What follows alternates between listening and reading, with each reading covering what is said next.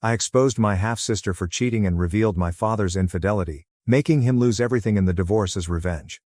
Edit. Hello. To anyone coming from those other subs, I will remove any comments on my posts that are harsh and intended to bully me. I've already received some, and I see my post has been shared in other areas. I know the sub since I was tagged by an automod. I didn't share my experience of being bullied or called a liar, so screw it. I never asked to be posted on subreddits dedicated to mocking others because you enjoy bullying others. Get a dang life. Here's a life lesson for you neckbeard idiots. Get away from the keyboard. Did the post get removed? It is all here now. So, I, 20 female, have a sister. I'm going to call her Freya, because why not? She's 22. She has cheated often since she began dating, creating an unending circle of infidelity. Her first romance occurred when she was 15, and I was 13. She introduced me to Brad. Sweetheart. Great guy. 2 days later, she spent a significant amount of time in her room with her study buddy.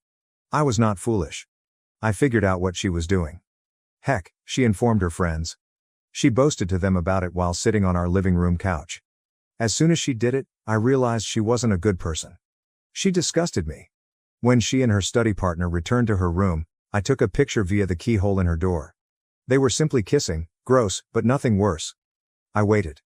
The next day, I took her phone and obtained Brad's number. I texted him, explaining who I was and why I was messaging him. He did not believe she was cheating. I texted him the picture and begged him not to tell her how he discovered it. He agreed. They broke up. Obviously. She was heartbroken and blamed her pals for telling him. She never suspected me. Why should she? I was the sister who clung to her, imitated what she wore, and observed everything she did. I admired her. I kept up the pretense. I didn't want her to know what I knew or had done. I hoped she learned her lesson. However, she didn't. The next true boyfriend arrived when she was 17 and I was 15. I'd been watching her like a hawk, waiting for the next boyfriend. Nobody would date her for a while after Brad. She was a cheater after all. Even her study companion didn't want to date her because he already had a girlfriend. That condition did not continue longer than a month. After Brad broke up with Freya, someone informed his study partner's girlfriend that he was a cheater. Weird. Anyway, let's introduce Steven. Trusting, maybe a little dim. He saw the best in everyone. She convinced him that she and Brad had only ever kissed, nothing else. I didn't believe it, but whatever. This naive church lad believed she had transformed after only 2 years. Okay. Sure. After a month, I still had no dirt. I started to wonder if she had changed. Bam. She boasted to her buddies about cheating on Steven. I remained hidden. I needed the specifics. I wish I had documented the confession, but I did not. What I did hear was that she was going to meet her side piece at the park the next afternoon. We were both old enough to leave the house whenever we wanted. All we had to do was tell our mother where we were going. The next day, she stated that she was heading to the mall. I stated that I was hanging out with buddies. I waited till she was a few minutes ahead of me before going to the park. I took images of them hugging under a tree. Kissing. Rinse, repeat. Steven pledged to keep the information secret. He handed her the photos, but this time there was no proof of who took them. She would have caught me if I had taken them up close, but those images could have been shot anywhere. They were in the midst of a park. Relationship number 3. Enter the bad dude. I despised him. He was rude, disgusting, and disrespectful. This one was tricky. He was obviously on the rebound, only a few weeks after Steven, but I got a nasty feeling. I suspected he would be the type to hurt her if she cheated on him. I had to persuade her to end the relationship or have him leave her without blaming her. Even if she was terrible, I needed to plan carefully. I waited for evidence. Do you believe it? They were cheating on each other, with the same guy. I felt calling them out would merely transform them into a throuple. I was mistaken. Bad lad despised the thought of someone knowing he was gay. When he discovered that Freya knew he was bisexual, he fled so quickly that his tires caught fire. 3 down. My sister still didn't know who was exposing her, but she was becoming suspicious. She was ranting about me without realizing it, so I knew. Then she told me her strategy. She planned to tell each of her friends a different narrative and see which one her next boyfriend would get. I helped her make up phony names, descriptions, and locations. It was honestly quite enjoyable. Boyfriend number 4 was not a boyfriend, but rather a guy acquaintance of hers who was involved in the conspiracy. He wanted Freya so desperately that he would do everything to get her attention. She informed friend A she was cheating on 4 with a blonde guy and would see him at the ice cream shop tomorrow. Friend B has brown hair, beach. Friend C has red hair, house. Friend D got bald, Starbucks. Freya wanted me to check out the ice cream shop. Freya stayed at home, while 4 went to Starbucks. No one was on the beach. She reasoned that if none of us observed anything at the sites, then friend B was responsible. We did exactly that. It was hilarious to receive her continuous texts wondering whether anyone had seen someone. She was in a panic. Buddy B had been her best buddy since she was in diapers, and she did not want it to be them. In the end, nobody came up. She yelled at B in a text, accusing them of being a poor friend and alerting her ex-partners about her adultery. B disputed this heavily. But their friendship was in ruins. I supported B, claiming Freya was insane for suspecting them. Friend C supported Freya, saying it was suspicious that A, C and D did not show up at their assigned locations, and reasoning led to B. D felt they were all mad and even blamed me, claiming that if I was the snitch, why would all of the pals have turned up anywhere? They were unable to prove anything because no one was present on the beach. Freya felt offended. She said she would never hurt me, that she loved me too much to do so. We were sisters after all. In the end, D supported A and B because they believed Freya was insane. C remained with Freya. 4 and Freya never became a pair. Freya began dating Freya after believing the rat had disappeared. Poor, sweet Freya. His was the most terrible story since she cheated on him with his twin brother. This occurred when she was 20 and I was 18. Perhaps I was too old for this, but I wasn't finished yet. I was not going to let her ruin a nice guy's life. It took me longer to figure out this one. Twin brothers never question photos on Snapchat. Never question the guy's appearance. Why should they? They were twins. Then Freya shaved his head for a cancer-stricken buddy. His twin didn't? That is how I caught her? I obtained a video of them kissing in his car. Send it to Freya. I wiped my hands clean. He showed her the footage, and she freaked out. She had not informed anyone about the infidelity this time. Not me. Not C. Not 4. And since they were twins, she assumed no one would notice. Finally, she dated 4, the only guy remaining in our small town who was foolish enough to take her seriously. Of course, she did what she always did. She cheated. Here's the problem. I wasn't sure he'd break up with her over it, or if he'd believe it at all.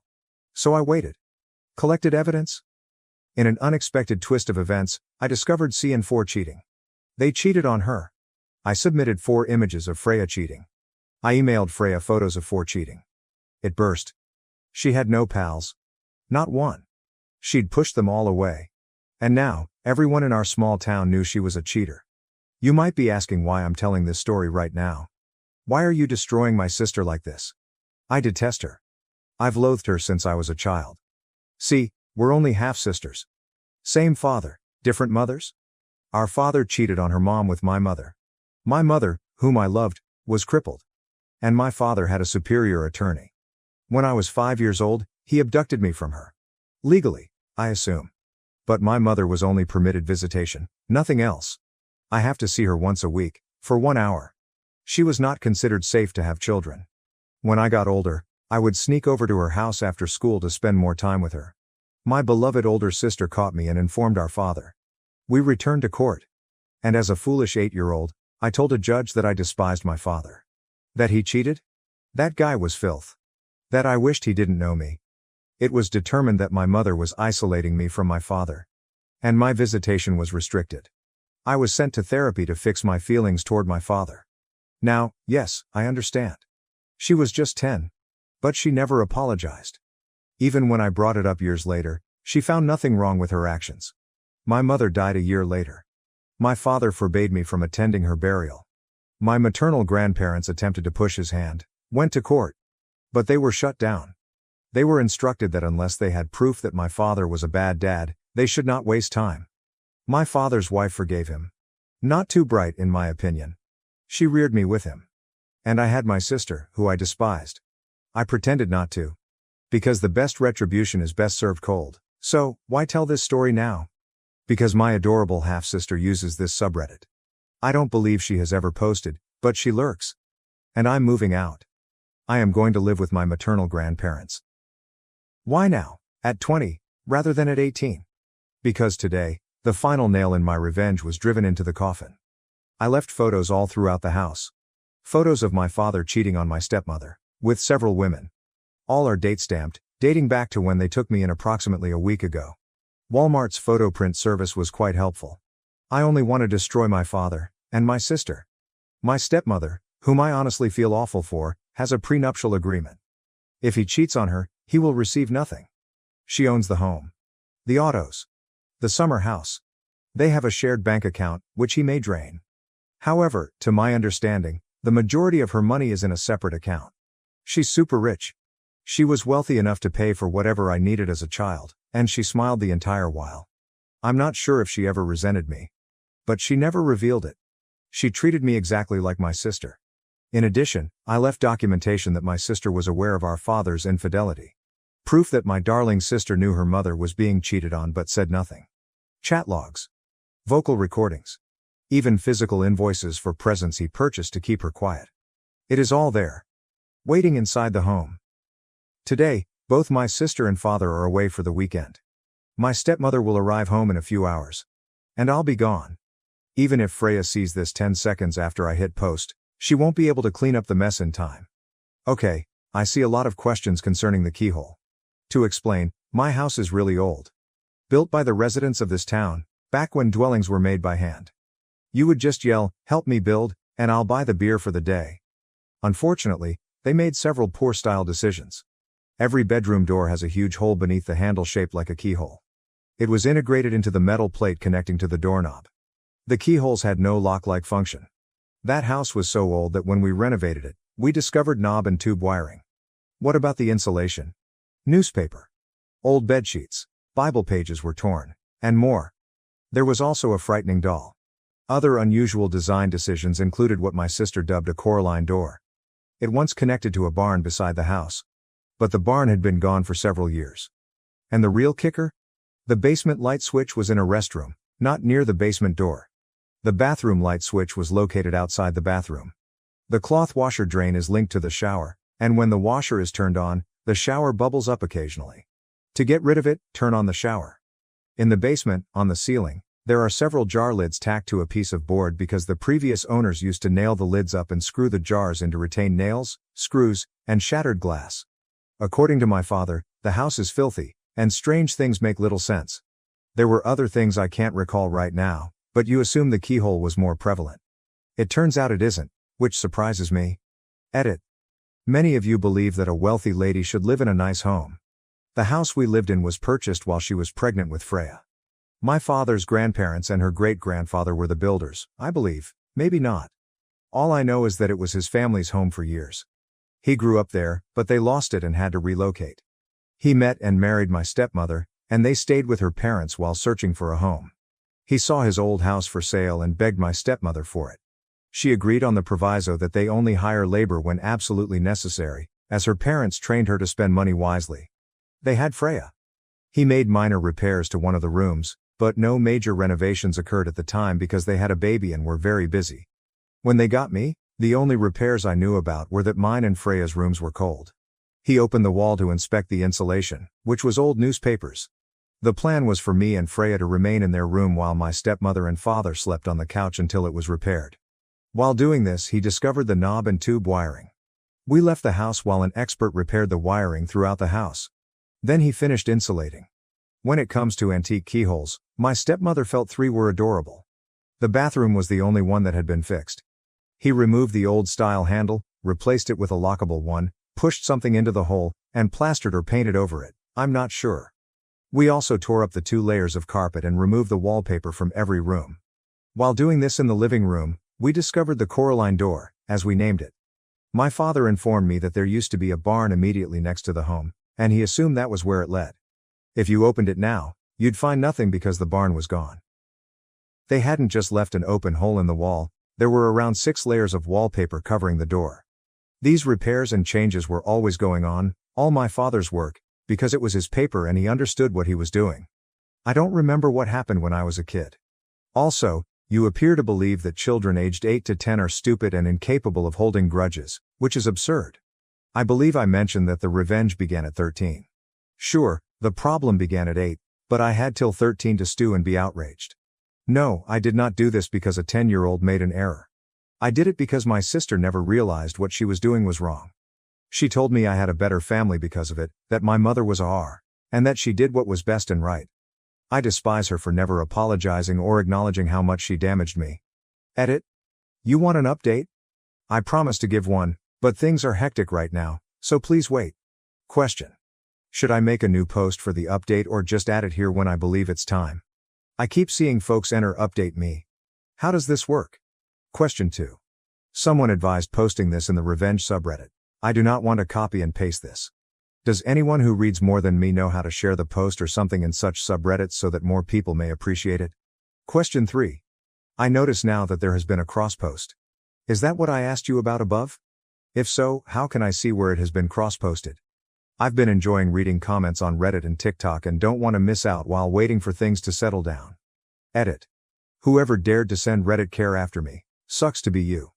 I'm already in therapy, and I learned a long time ago that you don't have to notify anyone until the act is completed. So it's too late for a therapist to try to quell the raging fire in your heart. Edit. I believe you will receive an update sometime today. I was going to update immediately, but I received a call from my therapist a few minutes ago, so I now have an appointment. Is it possible that this is because the video was shared on TikTok? Is there any dread in it? Or is this a coincidence?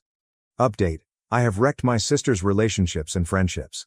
Now I'm tearing apart her family. Am I pleased about it? Okay, hi everyone, you all requested an update. The original is growing too long, so I'm writing a second post on it. I'll start with my stepmother's reaction. Around the time she would have arrived home, I sat in front of my phone, waiting like a child on Christmas. To my disappointment, all I received was a text message. It said, tomorrow. Lunch, favorite pizza place. It didn't say the exact name, but you get the idea. That was all. I wondered whether she was going to take my life. After some discussion with my companions, I left. Dumb? Possibly. Am I still alive? You could say that. So I met my stepmother at my favorite pizza shop. We ordered, and she smiled at me. It was sort of creepy. She inquired if I understood why she had invited me out. My response was obviously idiotic, but I said, to murder me? She laughed, shook her head, and told me she had spent too much time keeping my dumb buttocks alive to kill me now. She said she invited me since she no longer has a need to keep my father's secrets from me. I, the theatrical dung beetle, asked for information. She provided. I still do not like her, but damn.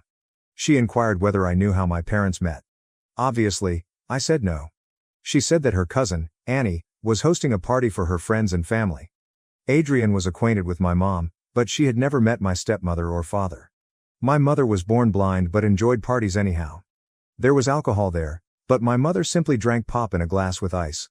My mother departed early because she didn't want to be away from Freya for too long, while my father stayed. Adrian presented my father and mother. Adrian had no reason to believe anything would occur. Adrian had already become intoxicated. Adrian, according to my stepmother, is unaware of what transpired next. She wasn't sure if my father had brought my mother a fresh cup with something other than pop, if he had dropped something in her drink, or if she had taken the wrong cup. Adrian glanced over and noticed my mother wobbling. In Sam's drunken view, my mother was plainly inebriated. There were a lot of cups on the table, so Adrian imagined Mom had grabbed the wrong cup too often. She brought my mother upstairs to sleep it off. That was the last time she saw my mother that night, though she did see my father a few times. Adrian continued to hang out with my mother, and one day, she revealed that she was pregnant. At the time, my mother was single. Adrian did some mental math and blew out, asking my mother a lot of questions, but my mother laughed it off, claiming she became pregnant after a one-night stand, not at the party. Adrian agreed hesitantly. Adrian cared for both me and Freya when I was born. Her red flags went up again when she saw us side by side, so she took a DNA test, one with me and one with Adrian, figuring that if it was a family member, we would be a slight match. We were not a good match, and she was relieved. Adrian babysat for us again when I was 3 and Freya was 5. According to my stepmother, Adrian couldn't stop staring at us and conducted another test on me and Freya. She received the results, and her heart fell. Freya and I were a match. She remained silent for a while, periodically asking my mother questions, but she couldn't keep it a secret and eventually told my stepmother. My stepmother exploded at my father. He said he was inebriated and confused my mother for her. He claimed there was consent, but it was a mistake that occurred only once. My stepmother agreed to forgive him on the condition that he be a part of my life. She expected him to concede that my mother would not want to be near him, but he and my mother settled in court. My stepmother expressed her dissatisfaction with this, but she accepted it. When I became increasingly alienated from my father, she handed him money for family therapy and playdates. He used this money, plus his own, to hire a lawyer and essentially take me. She couldn't stop him once she knew what he had done. She continued to have little to no interest in me and refused to become involved. My mother died, and she understood something. If she left him now, she would be leaving me with an imbecile who would most likely sell me for a pair of shoes. If she left, she could take Freya, but she had no claim to me, and I never allowed her to adopt me. That was not helping. She attempted to assist my grandparents in fighting for me, but they were silenced. She decided she'd put up with him to protect me. Her words. I don't know if this is real. She claimed she didn't care now that I knew the truth. She was divorcing him and wouldn't have to think about him anymore. I asked her about Freya, and she shrugged, saying her daughter resembles her father too much for her liking. She planned to give Freya a couple options for addressing the issues she observed in her, such as therapy or cutting off contact with her father. But she was going to steal everything from my father, because the prenuptial agreement they signed stated that the cheater gets nothing but the clothing on their back. This is just what I wanted. We left it there. She held me and apologized for not being better, for making so many mistakes, and for making me dislike both her and Freya. She said that if I needed anything, I should let her know. I'm starting to believe I misjudged her. I don't know yet though. We parted ways, and I returned home. I waited and waited before getting a call from my dad. I did not respond. He texted me, stating I was a terrible daughter, that he wanted me out of his house, LOL, and that he never wanted to see me again. He said I destroyed his marriage for a deceased lady he barely knew.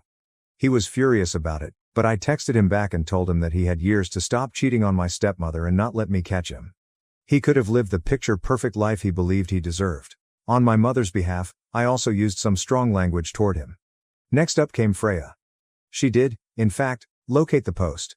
And did they apologize? Not. She texted me paragraph after paragraph, calling me a manipulative boonies and claiming I spent my life lying to her face about a mistake she made when she was 10. That she did not have to apologize or feel awful. That I should have enjoyed being a member of a new rich family. That I did not need to notify her mother about her father's bribery or her dishonesty.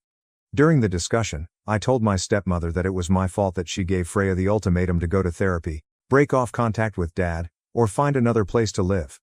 I merely replied with a laughing emoji and blocked both her and my father. That was all yesterday. It doesn't end there. As some of you know, my therapist phoned me this morning. He inquired whether I had time to meet today. I did, and so I met with him. When I stepped in, he turned his laptop towards me and showed me a TikTok video about me.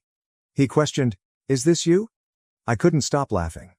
He only shook his head, saying he had a lot more work to do than he expected, but he was smiling. I noticed the smile. He just didn't want to tell me that he felt my retribution was fantastic. I know it. We talked briefly about the problem and how far it was. I disagree, but whatever. I left. Later, my stepmother called and begged for assistance with something. I went to her residence out of curiosity. She told me that her lawyer recommended her to allow Dad time yesterday to come get his belongings and leave. He gathered what he could, and today we were going to make a campfire. I questioned if this was lawyer approved, and she shrugged, stating it was her property regardless. Dad didn't buy any of it and probably couldn't afford a lawyer to fight her. So we tossed a lot of stuff in a mound and let it burn. It was kind of fun. She summoned Auntie Adrian over, who cried and held me because she felt guilty about not telling me. But she despised my father and refused to be near him. I showed my stepmother the text from Freya, and she called Freya, telling her she had only herself to blame. She told her not to blame me since she couldn't stop chasing nice guys away. If she wanted to stay with a wonderful guy, she should stop acting like her unfaithful mess of a father. She informed Freya she had a week to make her decision. She's an adult, and my stepmother can leave her whenever she wants. Then she hung up. My stepmother, Auntie Sam, and I ordered pizza. My stepmother's father called to find out what was going on and why Freya had shown up at their house crying. My stepmother went inside. I'm not sure what she said, but she walked out looking smug and told me not to worry about Freya because he was no longer my concern. I brushed it off and replied, "Whatever. Anyway, the day isn't finished yet, but I've blocked Freya and Dad." My maternal grandparents have confirmed that after my mother died, my stepmother was ready to slip them money to hire a lawyer and fight for me. I confronted her about not assisting them when Mom was alive, but she maintains that she was unaware my father was bringing them to court the second time until it was too late. She also expressed reluctance to contact my mother after assisting in the kidnapping. My stepmother's parents have also advised me not to worry about my father and Luca. If they do anything further after this, they will wish they had licked their wounds and moved on. I'm not sure what my stepmother's parents told Luca, but they appear to be strongly opposed to cheating of any type and believe Freya should do as my stepmother advised. Cut off Dad, seek therapy, and apologize to me. That, I believe, concludes things. It was chaotic for a while, but I'm getting on with my life, washing my hands of Freya and Dad. My stepmother said she entirely understands if I don't want anything to do with her. She said she made a lot of mistakes when I was younger, but she still wants to help me with expenditures and other things. In any case, everyone in my small town is aware of what they have done. Some individuals in my town, not just my therapist, discovered the post, and drama travels quickly. Apparently, I also own it. When people ask me about it, I tell them because I want them to understand what they did to me. I don't believe my stepmother is facing much blowback. She delivered all of the images I printed off to her lawyer, who laughed at the pile and claimed that my mere existence was enough proof for the divorce, but the pile didn't matter. Especially since I wrote dates on many of the photos, some of which were extremely recent. I don't believe this is as nice as the previous post because I never expected to make an update. I kind of just wrote it as it happened. I hope this calms down the drama fans in the comments. If anything more happens, I will probably post it here. There will not be any further updates. I went into labor on my sister-in-law's wedding day, but my mother-in-law locked me in a bathroom to keep me from stealing attention. A few hours later, I awoke in the hospital, and my mother-in-law begged me not to file charges. But, oh boy, her face became pale when my spouse said this. My husband, Rick, 30, and I, 29, were blessed with a daughter 2 weeks ago. This is our first child, and we're understandably thrilled. We've been quite busy, and we're still adjusting to being parents. It's a difficult change for both of us, but we're doing our best. We don't have much support because of what happened on the day our daughter May was born. It was one of the most horrible experiences I've ever had, and I doubt I'll ever forget it. Even the joy of May's arrival is insufficient to help me overcome the paralyzing terror I felt that day. I believe I would have died if not for my husband's immediate assistance. Despite the sad tragedy, I believe that because it involves family, we should be a little kinder to them because May is the first kid in the family. But I'm unsure, and my judgment is muddled by all these hormones and infant obligations, which is why I've turned to Reddit for assistance. Please bear with me while I tell this lengthy and multi-character story. Rick has 2 younger sisters, Anna and Emily. Anna is 28, while Emily is 24. I have a pretty excellent relationship with both of them, and I don't believe there's any hostility between us. We aren't close because we're all busy with our careers and don't get together very often. Emily doesn't even reside in the same city as us, but we try to catch up and stay in touch through messages or phone conversations. Rachel, Rick's 53-year-old mother-in-law, is another significant figure in Rick's family in this story. While I get along well with Anna and Emily, Rachel is a completely different story. We don't always agree, and I believe she has issues with everyone, not just me. She's the biggest control freak you can imagine, and she won't stop. She wants things to proceed according to her wishes and desires. Her 3 children often accept her requests because she reared them after their father abandoned them. So they strive to make things simpler for both her and themselves. Furthermore, if someone dares to demand anything other than what she wants, she reacts, which can range from disapproval and moping to a full-fledged meltdown complete with tears and tantrums. Dealing with her is challenging, so I try to avoid her whenever possible. Rick gets this. He understands that his mother is troublesome, so he lets me keep my distance and deal with her as I see fit. On my end, I understand his feelings for her despite her domineering nature, so I let it go. She doesn't like me, therefore she doesn't interfere with my life, which works well for all of us. However, things spiraled out of control a few days ago, owing entirely to her actions. Now, I don't believe anyone will ever forgive her. Anna was getting married on May's birth date. It was a gorgeous ceremony, and her husband Jonah, 30, is Rick's acquaintance. He proposed to her about a year ago, and Anna asked me to be her bridesmaid. I had accepted. However, when Rick and I discovered I was pregnant, I had to suggest that she ask someone else because I knew I wouldn't be able to handle it. This was about 6 months after the proposal, therefore only 6 months till the wedding. I was 3 months pregnant by then. I expected repercussions from her for backing out midway, but I knew I needed to prioritize. I was very worried and jittery before telling her. I believed our connection would be strained indefinitely. However, to my relief and astonishment, none of it occurred. Anna was pleased when I informed her. She had forgotten about her wedding for a long time. When I told her I wouldn't be available for duty, she said, "Obviously, I'll be taking care of you." She even pondered rescheduling the wedding since she didn't want me to miss it, as I would have if May had been born then. That didn't happen for a variety of reasons, and she probably shouldn't have done it in the first place. It was a close call in the end, but she remained supportive throughout. Emily became the maid of honor, and I knew the two sisters were preoccupied with wedding preparations, so I didn't trouble them much during the pregnancy, which was traumatic for me. Nonetheless, they kept in touch as often as possible and came over to encourage me greatly. I feel a little guilty for not supporting Anna on the most important day of her life, despite the fact that she supported me the entire time. My mother-in-law was the only one who was upset about the situation. I believe Mom was angry that I couldn't be the maid of honor anymore, which caused some disturbance in the wedding preparations. That seemed like the only reasonable explanation, and I understood where she was coming from. However, the antagonism, for lack of a better phrase, persisted even after Anna accepted the pregnancy and my absence as maid of honor. The bride was not upset in the least, but Rachel began antagonizing me from that moment forward. It was strange, but I assumed I was on edge because of the hormones, and she was on edge because of the wedding. I assumed that all of this was simply building false narratives in my head. I ignored her as much as I could, and things were largely all right. During the wedding, things became out of hand, both physically and figuratively. I was completely pregnant, my feet were swollen, my abdomen was massive, and I felt like I was about to pass out. I still wanted to go to the wedding because Anna wanted me there. I had asked her previously whether she wanted me there because I wanted it to be her special day. I informed her that the presence of a heavily pregnant woman might draw attention away from her, something I didn't want. Weddings are for the bride and groom, and I would hate to be the one to take away from that. When I told Anna this, she was outraged and upset. She stated she couldn't believe I'd be preoccupied with such trivial matters and miss her wedding. She said she didn't care about the attention or the limelight. All she wanted was her family to be there for her on her wedding day. She told me I needed to come and not worry about the drama. I knew she meant it. She's not one to mince words. If she didn't want me there, she would have said so right away. But she did, and she stated it emphatically.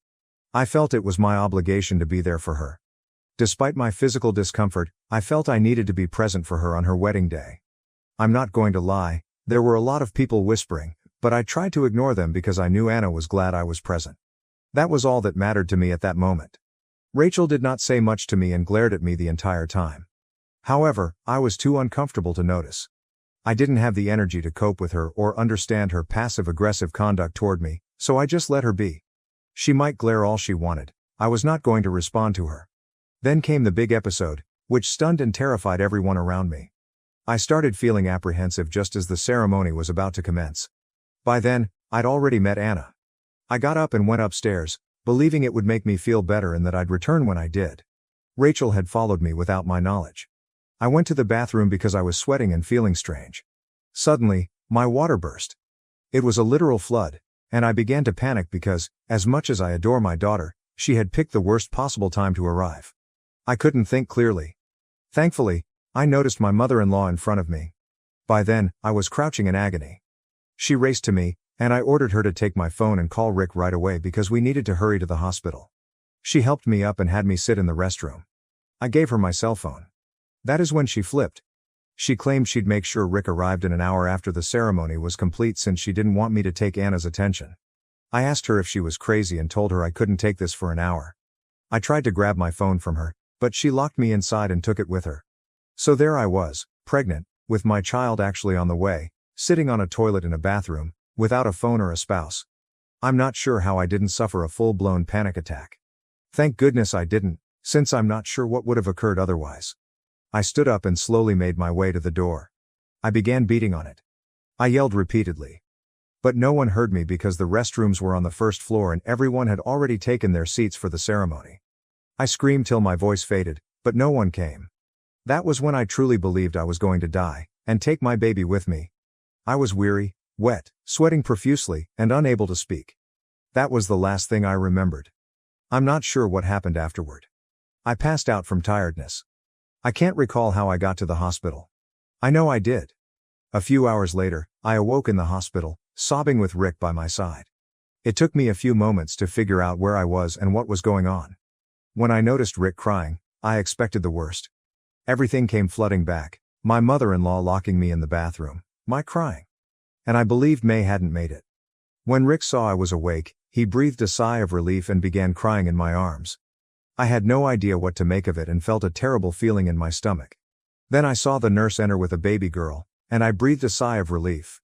I really wanted to hit Rick for messing with me like that. But he said he wasn't toying with me. He was just glad I was okay because I was unconscious when he found me in the restroom. I held my baby for the first time, and I don't think I'll ever forget the feeling. I don't think there is a better emotion in life. Nothing will ever compare to what I felt in those moments. Rick didn't offer me any specifics at the time, which I appreciate because I didn't have the energy to cope with it. I could hear a commotion outside and asked him what was going on. He stated his mother-in-law was outside and wanted to come in to see her grandchild. I described what had transpired in full. I told him what she had done, and how she had put our daughter in jeopardy for no reason. I also told him that I would never let her near my daughter. To me, she was dead. He said he knew everything. When he found me in that state, she broke down and told him everything. I told him that just because she broke down didn't mean I'd forgive her. He chuckled and stated his mother was dead to him from this moment forward, and he was going to file charges for endangering life. He stated that he would pursue legal action to ensure that she was punished for what she had done. When I heard him say that, I felt a weight lifted off my shoulders. I know he adores his mommy. All three of them do. After the trick she pulled that may have cost me and my daughter our lives, I was in no mood to forgive her. If Rick had chosen her over me, our marriage would have ended. There would be no turning back, and somewhere deep down, I expected him to choose his mother. Despite everything, Mom worked extremely hard to raise them. Maybe I didn't expect him to defend me the way he did, but I'm not complaining. If anything, it has increased my affection for him, if that's possible. I questioned him about the wedding, and he claimed it went well. Emily and Anna were waiting for him to call so they could come visit us. When I inquired if Anna was furious, he laughed and said I didn't have to worry about her at all. She had been smiling with pride and delight, saying that her entire family had attended the wedding and that May's birth was the nicest gift she could have gotten. I had tears in my eyes when he told me that, and I told him to call them right away. Anna, Emily, and Jonah arrived at the hospital shortly after I did. The best part, Anna and Jonah were still dressed for their wedding. Anna refused to pass up the opportunity to snap a wedding photo with her niece. I started crying uncontrollably. It was a truly heartwarming moment. After taking the image, I apologized to Anna for destroying her day. She hugged me and told me I was misinterpreting the situation. I had made her day. I told her about my mother-in-law's actions after we announced the pregnancy. Anna stated that the only thing I did wrong was not informing them sooner. Perhaps they could have put an end to her turmoil. I told her I didn't want to cause trouble, and Emily responded that any amount of difficulty was fine as long as I was safe. Even as I type this, I have tears in my eyes because I realize they love me like family. They saw me as more than Rick's wife. I was a family member. Anna is one of the best women I know. She is so safe and happy. It's no surprise she is where she is today. I don't see how Rachel is so different from her children. It's as if they saw her and concluded that was not who they wanted to be. It's odd, but I don't mind. It was beautiful. Apparently, my mother-in-law was still outside. Anna had informed her on her way in that she would ensure Rick and I filed charges. My mother-in-law wanted to come in and see May, but I didn't want her anywhere near me. Anna stated we needed to protect ourselves from her. She apologized to me, saying she hadn't adequately addressed her mother's overprotective impulses or made it obvious that she had no objections to my pregnancy. She stated that if she had, perhaps the situation could have been avoided. I told her she had made me feel safe, and there was no way she was to blame. Rick was outside the entire time, conversing with my mother-in-law. When I was discharged and returned home with May a few days later, Rick informed me what he and my mother-in-law had discussed. He claimed he had informed her that he would be filing charges and that she could deal with it because nothing would change that. He also warned her she was never welcome in May's life. She was not her grandmother, in any way. She opted to endanger my and my unborn child's lives over a perceived slight that didn't even bother her. He also stated that the money he had been giving her, my mother-in-law was living off of Rick and Emily's money, would be significantly decreased. She burst into tears, stating she had worked her entire life for her children and did not deserve this. Rick said that, while he recognized and appreciated everything Mom had done for them, she did not have control over their life. He said she was in the wrong and that he had been ignoring or making excuses for everything she did for years, but no more. When it came to May and me, she needed to realize she had crossed a significant line and demonstrated she was not safe to be around, especially because Anna had never had an issue. Rachel explained that, as a mother, she understood Anna's reluctance to have me in the spotlight. But Anna overheard and ripped into her. So, we will definitely proceed with the lawsuit. But Rick is managing it because I have a newborn to care for and cannot be bothered with the drama. Rick said he'd handle it. None of the siblings are willing to speak with her anymore. Anna has entirely cut her off, and Emily only speaks with her when necessary. Rick and I are clearly out of touch. I don't believe my mother-in-law anticipated this. Maybe she honestly wanted to protect Anna, no matter how twisted that seems. I am not defending her in the least. But I still feel awful for her since it all went so wrong. Now, part of me wonders whether they should discuss it with her because it feels wrong and horrible to me. I do not know, maybe I'm not thinking clearly. I know if I mention this to Rick, he'll go crazy. He is irritated with her and is unable to look at her right now. I had not anticipated this, yet here we are. Update 1. Well, any reconciliation is out of the question forever. I realize I haven't updated in a while, but, well, I'm a new mother. I've been busy keeping both myself and my child alive. The good news is that May turns 8 weeks old in a few days, and we're all very excited. Anna and Jonah have been a great help to Rick and me. Emily had to return to work but still calls practically daily. May is truly the light in everyone's eyes. They adore her, and the group chat is filled with her photos. There has been no communication with my mother-in-law. I persuaded Rick not to press charges since we had too much on our plates and it would serve no purpose. Rick was reluctant, but he consented because neither of us had the energy to do anything else. When we told my mother-in-law, she seemed grateful. I say appeared, because the woman is indeed insane, and she showed everyone her true colors shortly after. Rick and I awoke about 1 a.m., a loud banging on the door. I assumed it was a heist, so I fled and hid with May as Rick attempted to open the door. I could hear shouting, but I didn't dare go outside since I didn't want May to wake up. It was my mother-in-law, and Rick said she was being insane. She continued to scream that she wanted to see May and that we couldn't keep her away. Rick claimed he had to scare her with the cops before she backed down. She was trying to force her way inside. We quickly notified Anna and Emily because if anything was wrong with her, everyone wanted to know. We were concerned, but in the end, it was for nothing. The following day, she sent us a frightening text. She began by claiming that we were being mean and horrible to her by not allowing her to see May, and that we were punishing her for doing nothing but being a mother. There was more melodramatic gibberish in there, and her text became increasingly crazy. She stated that she had the responsibility of raising 3 children and had to always choose one child's needs above another. That's what she thought she had to do for May's birthday. She did not want May to ruin Anna's day. She conveniently forgot that May was a fetus, and that Anna herself had stated several times that she had no objections to the pregnancy and wedding taking place concurrently. I still comprehended this section. What she said next startled me. She expressed concern that having May in our lives would make her less valuable to her children. When I revealed my pregnancy, she assumed Anna would be upset since that is how a normal woman would react. But when she realized how enthusiastic we were about both the pregnancy and the wedding, she wasn't pleased. She was basically indicating that she didn't enjoy how happy we were together, with and for each other. She wanted us to be jealous and competitive. She stated that when she discovered the due date was close to the wedding, she hoped Anna would be upset with us and that May would not dominate everyone's attention. But it did not happen, and everyone was just talking about May. She said she felt disrespected that a baby who hadn't even been born had stolen her position as the siblings' unifying force. She continued to type while I requested Rick to block her. I told him she was insane and dangerous to me and all of us. I've got a continual headache since I saw those messages. I can't believe a woman over 50 is competing with a 7-week-old infant. It doesn't make sense to me, and it doesn't need to. Because I'm done with her. I'm done making excuses for her actions and attempting to understand her intentions. I don't care if she ends up in hell. We forwarded the messages to Anna and Emily, who are also upset. They suspect she is experiencing a manic episode. Emily stated that she will travel down to have my mother-in-law checked at a facility. I think that's a terrific idea, but I'll remain out of it. This is insane behavior, and I no longer want anything to do with her. Update 2. We have a restraining order against my mother-in-law. She did not try anything else, but we are being cautious. Emily had her tested and met with both a psychologist and a psychiatrist. Everything is okay with my mother-in-law. She was diagnosed with generalized anxiety disorder, but that was all. The doctor stated that there was no underlying medical basis for her behavior and advised Emily to seek therapy. Emily has since made no touch.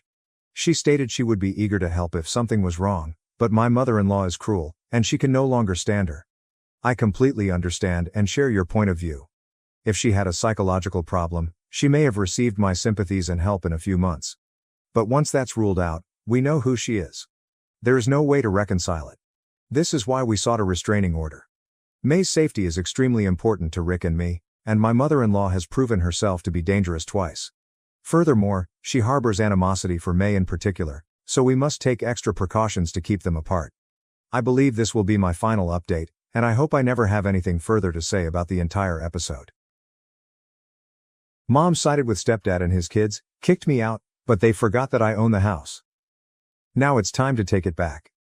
It never occurred to me, 35M, that my father's meticulous estate planning would ultimately cause our family to fall apart.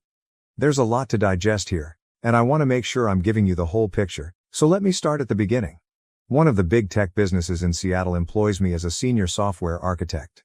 My dad always had this kind of job in mind for me.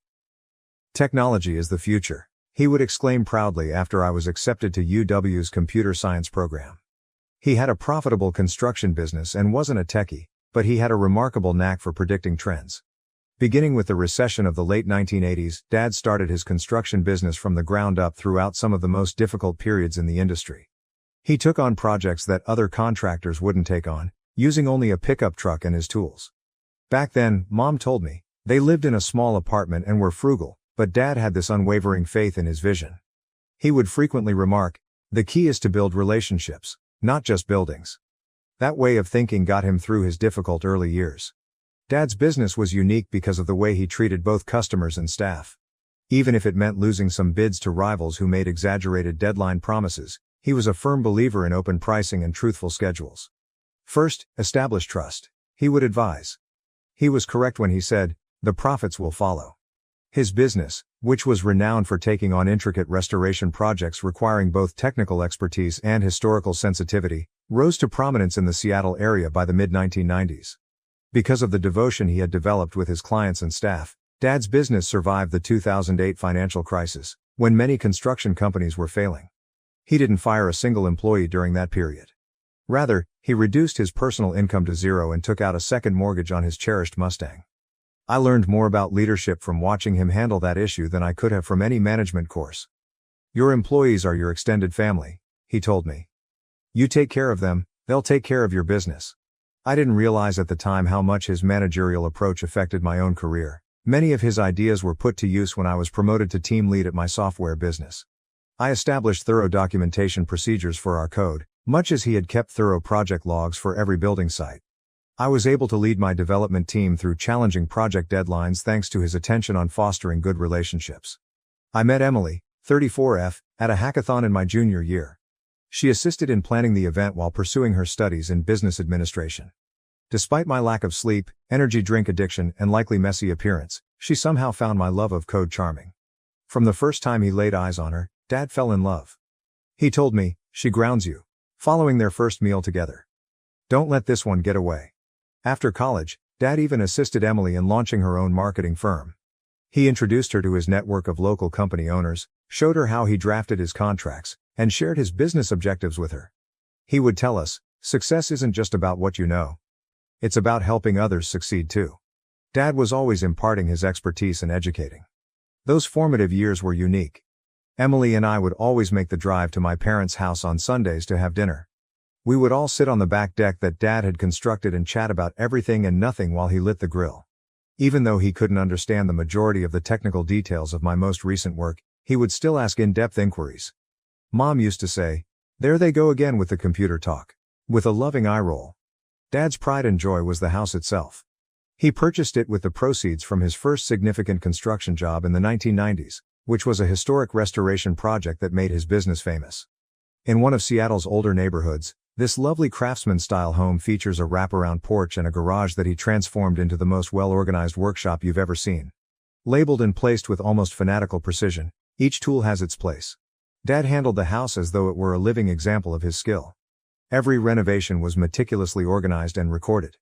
Every repair, improvement and paint job was documented in a thorough spreadsheet that he maintained. A house is like a living thing, he would say as he demonstrated for me how to clean the gutters or inspect the foundation. He maintained a maintenance regimen that included everything from checking the roof after winter storms to changing air filters.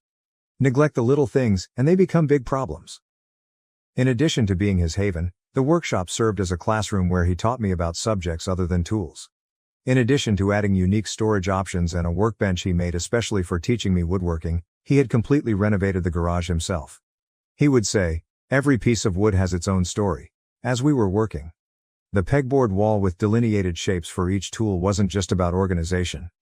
It was his method of teaching me that everything has a place and a purpose. Our job is to help tell that story. Our family held weekends in high regard. In that garage, Dad and I would work on his 1967 Mustang for hours on end. When I was 12, Dad had purchased it for restoration, claiming it would be a project that would strengthen our bond as father and son. That vehicle turned into a life lessons classroom. His advice, which I still abide by now, was straightforward. Always use the right tool for the job. Or shortcuts look tempting, but they'll cost you in the long run. Although Dad might have completed the Mustang project in 1 year if he had so desired, it took 3 years. However, he was more interested in the process than the final destination. I learned everything from project management to fundamental mechanics from him. We took pictures of every component we changed, recorded each step and maintained thorough logs of our development. "This isn't just about fixing a car," he would affirm. "It's about learning how to break down big problems into manageable pieces." I found that lesson to be really helpful in my profession as a software developer. Emily and I purchased a small home around 20 minutes from my parents' house after we were married. Although Dad insisted that we take out the mortgage in our names, Dad assisted us with the down payment. "You need to build your own credit history," he clarified. "It's about standing on your own feet." He taught me how to install ceiling fans and fix drywall as he worked on our renovations on the weekends. He was preparing me for the responsibilities of home ownership even back then. At this time, my career was really taking off. I'd just received a promotion to team lead, overseeing a team that was creating cloud infrastructure solutions. I enjoyed every second of it. Even if the hours were long and the strain was great. During my lunch breaks, Dad would frequently call to check in, without discussing anything specific. He was aware of the demands of managing a group and overseeing the work of others. "Remember to delegate," he would say. "You can't do everything yourself, just like I can't build a house alone." When Dad initially stated feeling exhausted all the time, we were discussing the possibility of starting a family. He continued to put off seeing a doctor, despite Mom's insistence. "Just working too hard," he would dismiss our worries.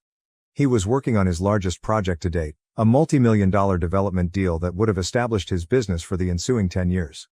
In retrospect, I regret not pressing harder and insisting on those examinations sooner. Perhaps things might have turned out differently. At the time, the business was expanding quickly. Dad was discussing growing into historical restoration projects in the Pacific Northwest and had recently launched a second office in Portland. He has established a reputation for updating the infrastructure of historic structures without sacrificing their character. He would tell his clients, "It's about embracing the future while respecting the past." Everything he accomplished, including his personal and professional life, was impacted by his love of preservation. The Mustang was the subject of our last meaningful discussion.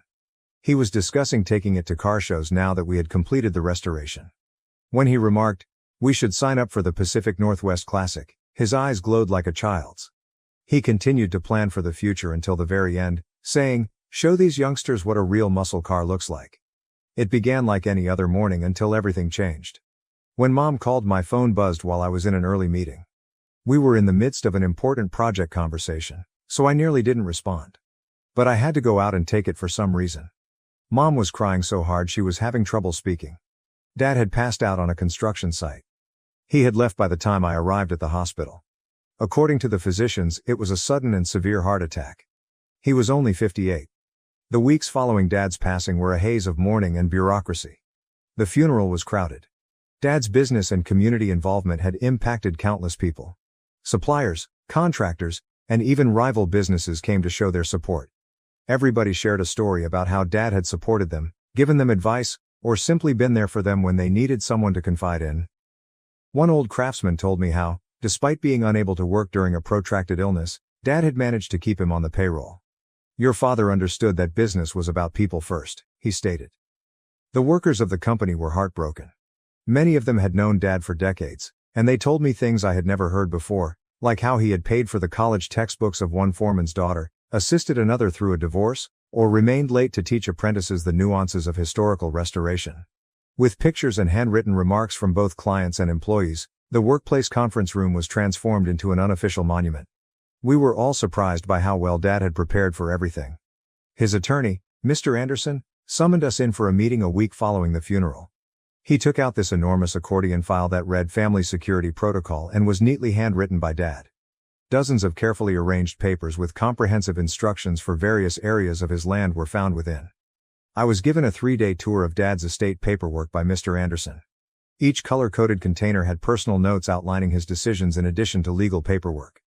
"I've never seen an estate plan this thoroughly in my 35 years of practice," Mr. Anderson remarked. Dad had even included a 5-year business transition plan with backup plans for various circumstances. After that, Mom began going to her church's bereavement support group. She first met Steve, 58M, there. Initially, she only mentioned him in passing. Steve suggested this great book about healing. Or, Steve said it's normal to feel this way. He was one of the group facilitators and had lost his wife to cancer 2 years earlier. Even if it seemed a little early, I was happy that she was receiving support. I was reminded by Emily that everyone experiences grief in a unique way. Every Tuesday night, the church grief support group met. Before long, Mom was attending church functions with Steve more often. After services, coffee gatherings became lunch meetings, which in turn became dinner dates. Our family friends began to worry about how quickly their friendship was developing. At a family get-together, my Aunt Jane pulled me aside because she was concerned that Mom was hurrying into things to make up for Dad's absence. Mom's changes became more apparent. Her haircut changed, she started dressing differently, and she even threw out the garden that Dad had helped her create. Every time I questioned these changes, she would respond, "It's time for a fresh start." Dad was hardly ever mentioned by the woman who used to spend hours narrating her life with him. It went more quickly than any of us had anticipated. Mom announced that Steve was moving in 6 months after Dad's death. James, 30M, and Lisa, 32F, his own grown children, felt it would be beneficial to bring life back into the house. I made an effort to be sympathetic, but it seemed like she was in a rush to replace everything Dad had constructed. I'm at a crossroads right now. How can I preserve Dad's legacy without jeopardizing Mom's chances for happiness? Emily advises me to strike a balance, but I can't help but think of Dad's letter. "Son, preserve those memories." First update. I apologize for the wait for the update and appreciate all of the advice you gave on my previous article. 3 months have passed since my last post, and things have become much worse. Steve's domineering demeanor used to bother me, but now he acts as though he owns the house my dad left me. Steve made the decision to begin a significant restoration project last month without even asking my permission. The built-in bookshelves my dad had made for the living room were being torn up by contractors when I visited one weekend. As if he owned the building, Steve was watching over them and directing them to just throw all this old wood in the dumpster. These were the final project Dad and I worked on together before he became ill, so they were more than just shelves. He responded angrily when I approached him. He said, "Look, son," with a condescending emphasis on the pronoun. "This house needs to be brought into the 21st century. Your father's taste was, well, dated. We're doing you a favor by increasing the property value." I reminded him that any modifications required my consent legally. Mom obviously agreed with him, but he simply chuckled and added, "Your mother and I live here. We don't need permission to improve our home." "Steve knows about these things," she acknowledged. "He's just trying to help." The woman who formerly loved those bookshelves and used to place her collection of antique teacups on them for Christmas now acts as though they were just taking up room. I showed her Dad's thorough house maintenance plans, but she disregarded them as dwelling in the past. Additionally, the relationship with Steve's children has deteriorated. James has taken over Dad's workshop and transformed it into a CrossFit facility. While I was on a business trip, he held a garage sale and sold the majority of Dad's tools. By repainting rooms and installing modern vinyl planks in place of Dad's meticulously refinished hardwood floors, Lisa is treating the space as though it were her own personal design project. One evening after dinner, Steve grabbed me aside and said, "Since we're paying to live here, we should have our names on the deed. It's only fair." I had to explain him that they don't pay a mortgage because Dad's planning has paid for the house in full. They don't even cover their rent. All maintenance expenses, insurance, and property taxes are paid for by me. Emily recommended that we stop making weekly visits. Now that Emma is here, she is correct, no one benefits from the stress in that household. However, taking a back seat has only made Steve more confident. He began sending me bills for improvements that I never approved, and he began making them more regularly. I should be more sympathetic of Mom's new life, according to Mom's sister, who called me recently. I attempted to explain Dad's intentions and my legal obligations, but she simply accused me of being trapped in the past. Steve makes her happy. Why can't you just let them make the house their own? She asked. I found out this week that the growth markers that recorded my height from the ages of 3 to 18 had been removed from the kitchen door frame. Every birthday, Dad would measure me and write the date next to each mark. It's just an old door frame. We can't keep every piece of wood just because your father touched it, Mom remarked when I confronted her about it. I now spend more time sitting in Dad's old chair, the only piece of furniture I was able to keep, in my own garage. Mr. Anderson advises me to begin considering long-term fixes. Legally, the house belongs to me, but I will eventually have to make some difficult choices regarding its destiny. When does being the bad guy become more important than preserving your father's legacy? And when your whole family opposes you, how do you defend the moral high ground?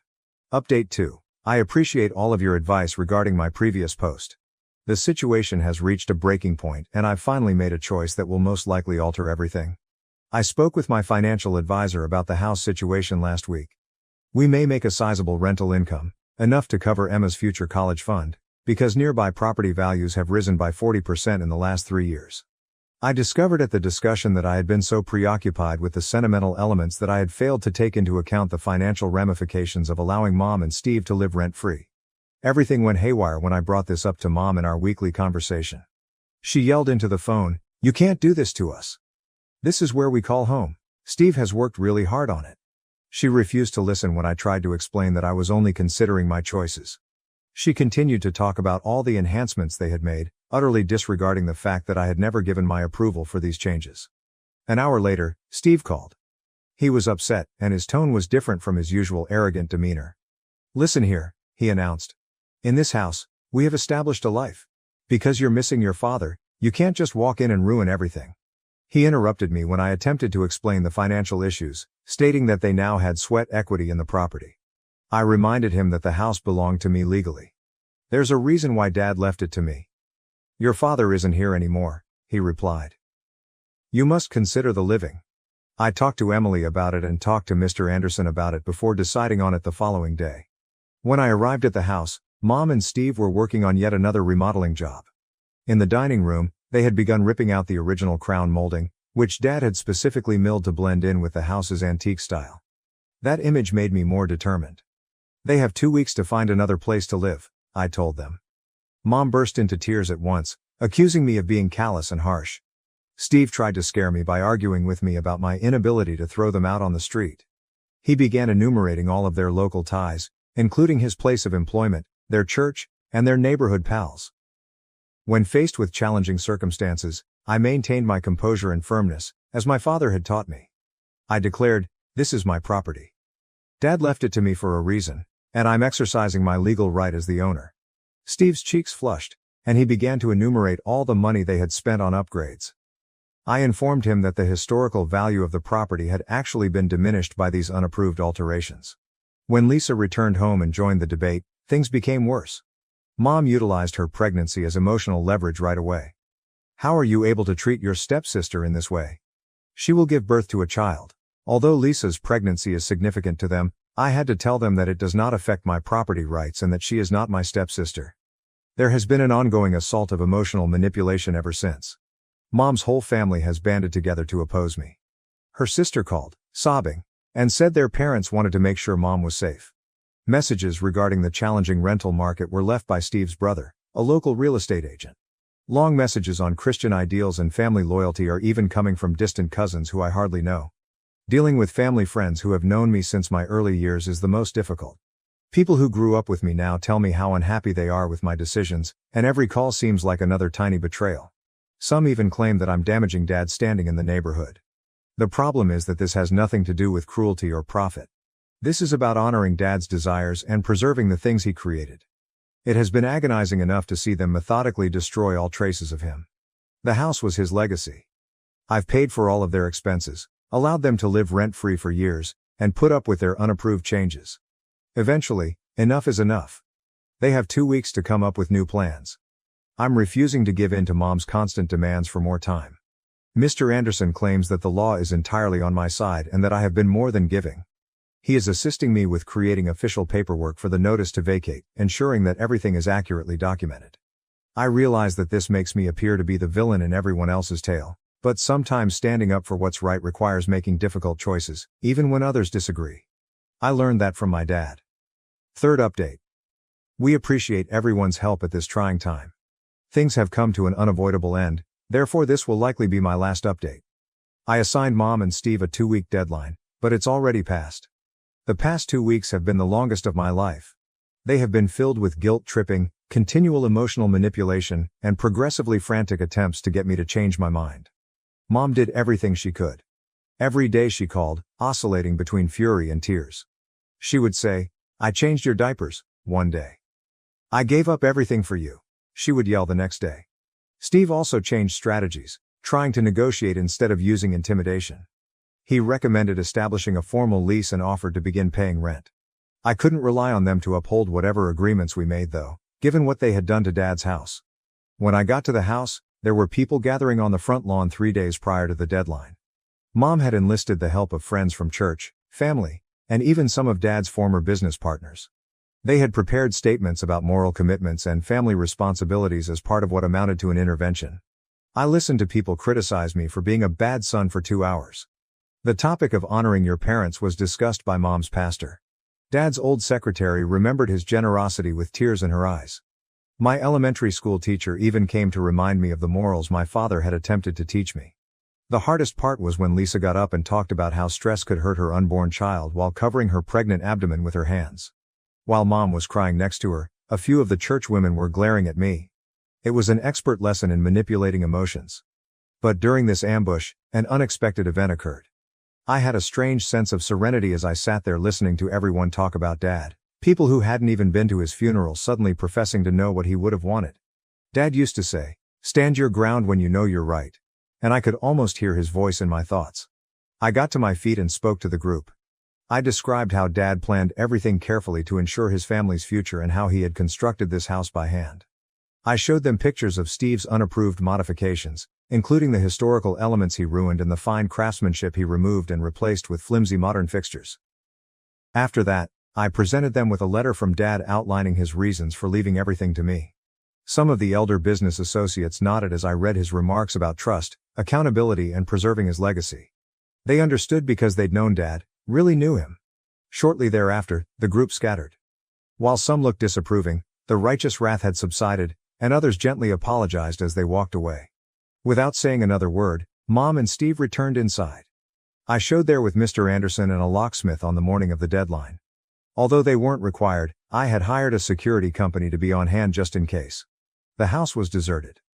The remainder of their possessions were packed into Steve's truck. Steve couldn't help but give me a last poke, but Mom refused to look at me. As he assisted Lisa into his pickup, he asked, "You're happy with yourself?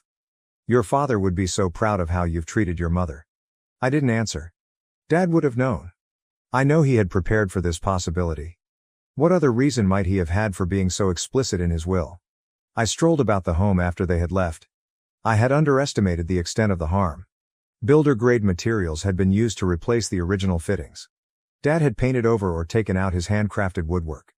We had spent so many weekends at the workshop, and it had changed completely. I have no intention of pursuing damages, but Mr. Anderson documented everything for any legal considerations. I simply want to put this chapter behind me and concentrate on fixing what can be fixed. Some of Dad's old craftsman friends have already been contacted, and they are eager to assist in rebuilding the features that were taken out. For now, Mom is staying with her sister. The majority of my relatives have stopped talking to me altogether, however some sometimes call to chastise me. On social media, Steve's children continue to share heartbreaking updates about their poor mother being thrown out of her home, but fewer people are responding to each post. Through it all, Emily has been my pillar of support. She reminds me of Dad's letter whenever I begin to doubt myself, expressing his faith in my ability to make the right choices. I will eventually tell Emma about her grandfather and the heritage he attempted to preserve, but she is too little to comprehend what is occurring right now. To restore the house to its original state, I'm collaborating with a restoration professional. We can preserve the spirit of what Dad made, but it won't be perfect. Some things can't be reversed. First, the workshop will be restored. The same place where I learned from my father is where I want my daughter to study. Being the villain in someone else's tale is sometimes the price of doing the right thing. I may never be able to rebuild the relationships I lost, but I can live with the fact that I preserved what my father trusted me with. As Dad used to say, integrity is about doing the right thing, even when it hurts, and not about taking the easy route. I believe he would comprehend. My last update will be this one. I appreciate everyone's support along this journey. Tricked into buying a house for my sister, I finally stopped being the family ATM and took back control of my life. This story has been consuming me for the past few months and I, 32M, need to tell it.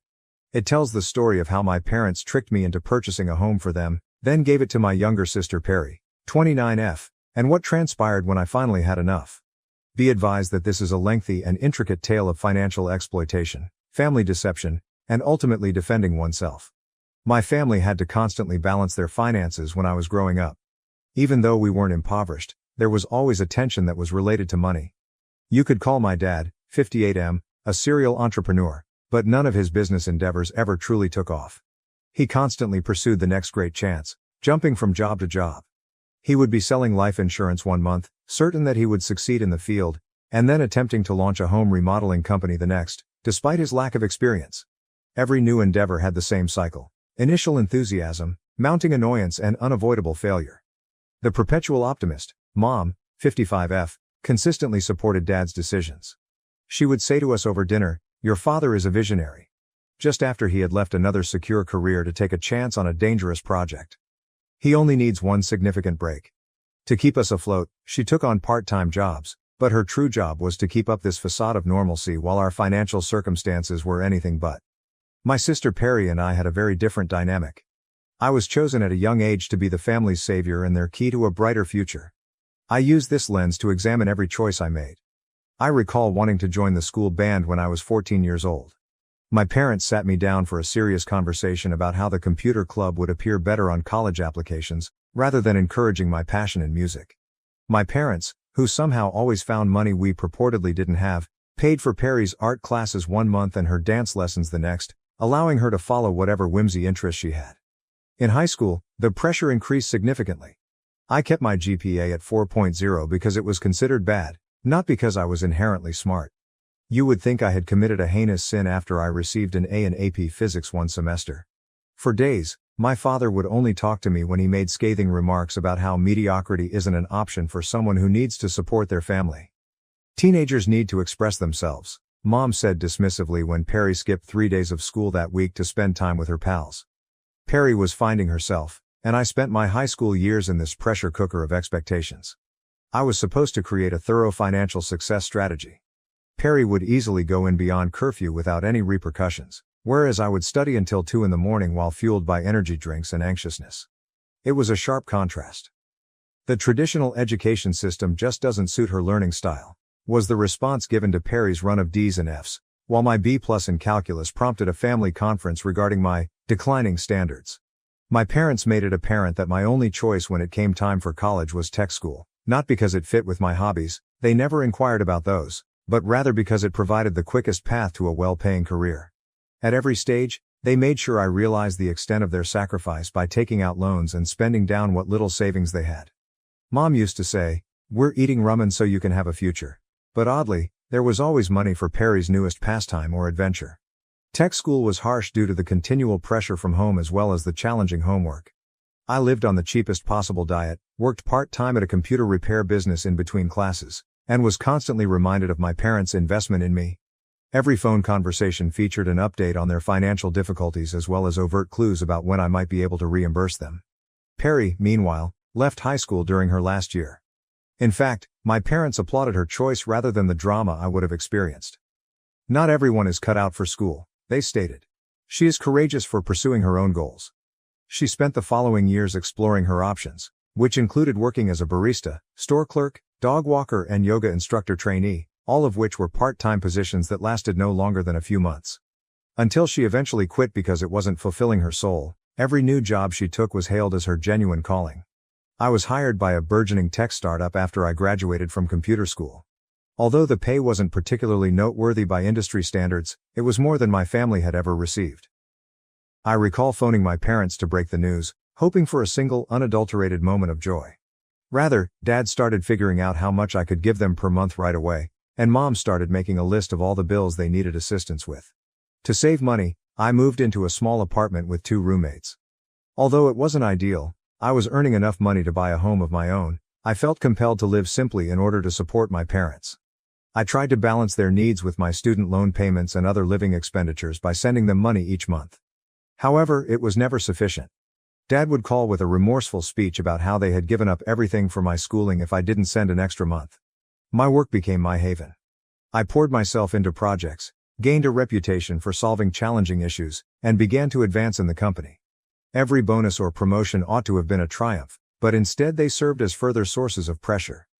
"So, you'll be able to help us more now, right?" was the constant inquiry, rather than "Are you proud of yourself?" or "What are your goals?" Perry's pattern of irregular employment and snap judgments persisted. When things went apart, she would return home after living with friends.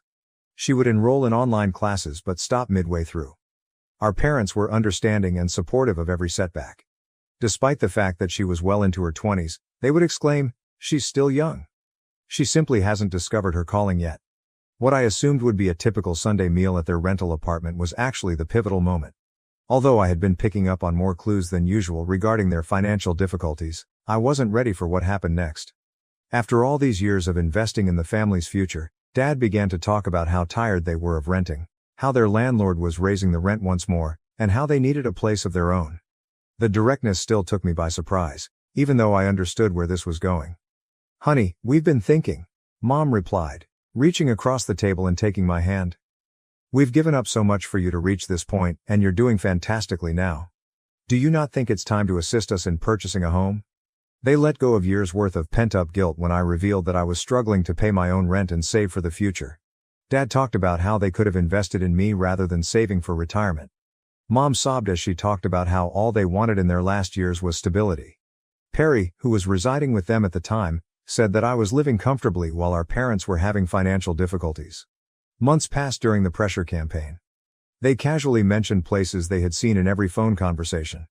Dad would share tales of their friends' kids who had done right by their parents, by purchasing properties, while Mom would email ads, just to look at.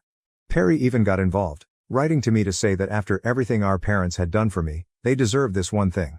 Despite my best efforts, I was susceptible to their manipulation due to decades of indoctrination. The guilt became too much. Their age, their sacrifices, and their need for stability would keep me up at night. Though years of familial dynamics are difficult to overcome, my therapist, yes, I did finally start seeing one, warned me about setting limits. I finally gave in after months of psychological combat.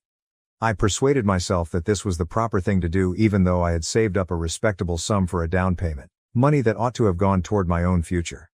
The guilt trips would end once they had a home, I promised myself. At last, they would be content and I could begin to concentrate on my own life. I purchased a basic 3-bedroom home in a quiet neighborhood, nothing extravagant. The monthly payments were difficult, but I reasoned that if I kept up my thrifty lifestyle and lived with roommates, I could manage. Everything appeared to be going well for the first several months. My parents were ecstatic, telling friends and relatives how well their son had done them and showing off their home. However, the requests increased rather than decreased. They wanted to landscape the backyard because the neighbors would judge us, and they required new furniture because the old stuff doesn't seem right in this magnificent house.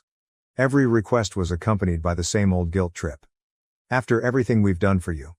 I continued to pay my mortgage, sending more when I could in an effort to pay it off sooner. I convinced myself that it was worthwhile to provide my parents with the security they had never had, even if I was still living with roommates and putting my own life on hold.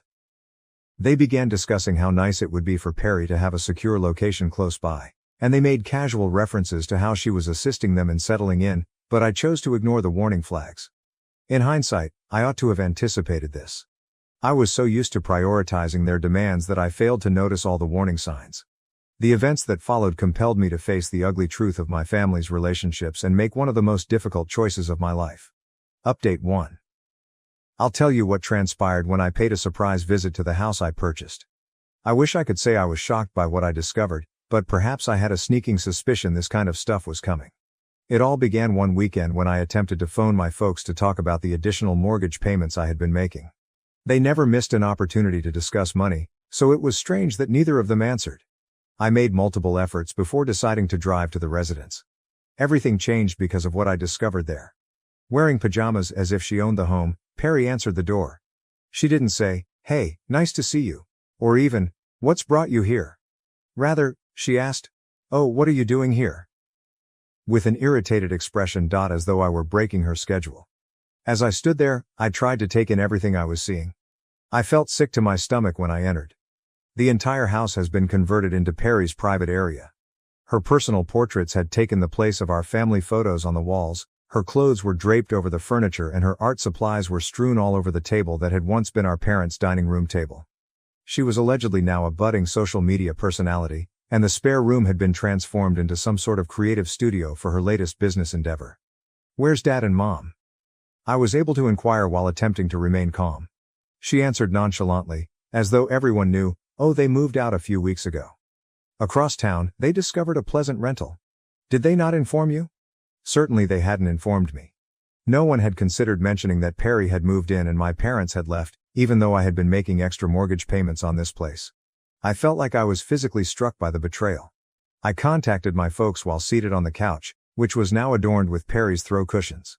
This time, Mom responded, and her justification infuriated me. "We planned to inform you, honey.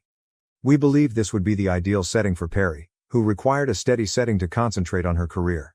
You're doing great, and she needs time to figure out what she wants to do." Mom's voice took on that recognizable guilt-tripping tone when I brought up the fact that I was the one making the mortgage payments. "Can't you help your sister after all we've given up for you? Your additional payments will be used to cover our new rent. Everything remains within the family." I lost it at that point. Remains with family? I didn't buy this house to give Perry a free crash pad. I bought it for you and Dad. And without notifying me, you're paying your rent with my extra mortgage payments? In an attempt to manipulate me, Mom broke down in tears and said that I was being self-centered and that family members should support one another. After I obtained my IT job, Dad got on the phone and started lecturing me about how I've changed and gotten materialistic. The actual kicker? The majority of their furniture had already been transferred into their new rental, leaving Perry with the more recent pieces I had assisted them in purchasing for the property. I was the one who was really footing the bill, and they had planned this entire event without ever contacting me. "I'm focusing on building my brand right now," Perry responded with a shrug when I questioned her about her involvement in the mortgage. She replied, "I'll be able to help out once I get my social media following up," as she opened a new ring light that she was probably buying with the additional cash I had been giving for the mortgage. I alternated between anger and incredulity during the drive home.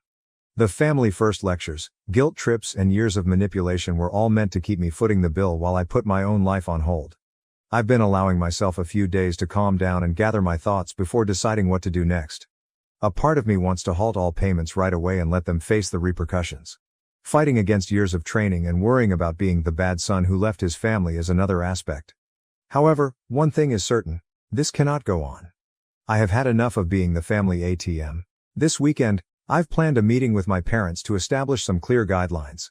Perry must either start making a sizable mortgage payment or something will need to change.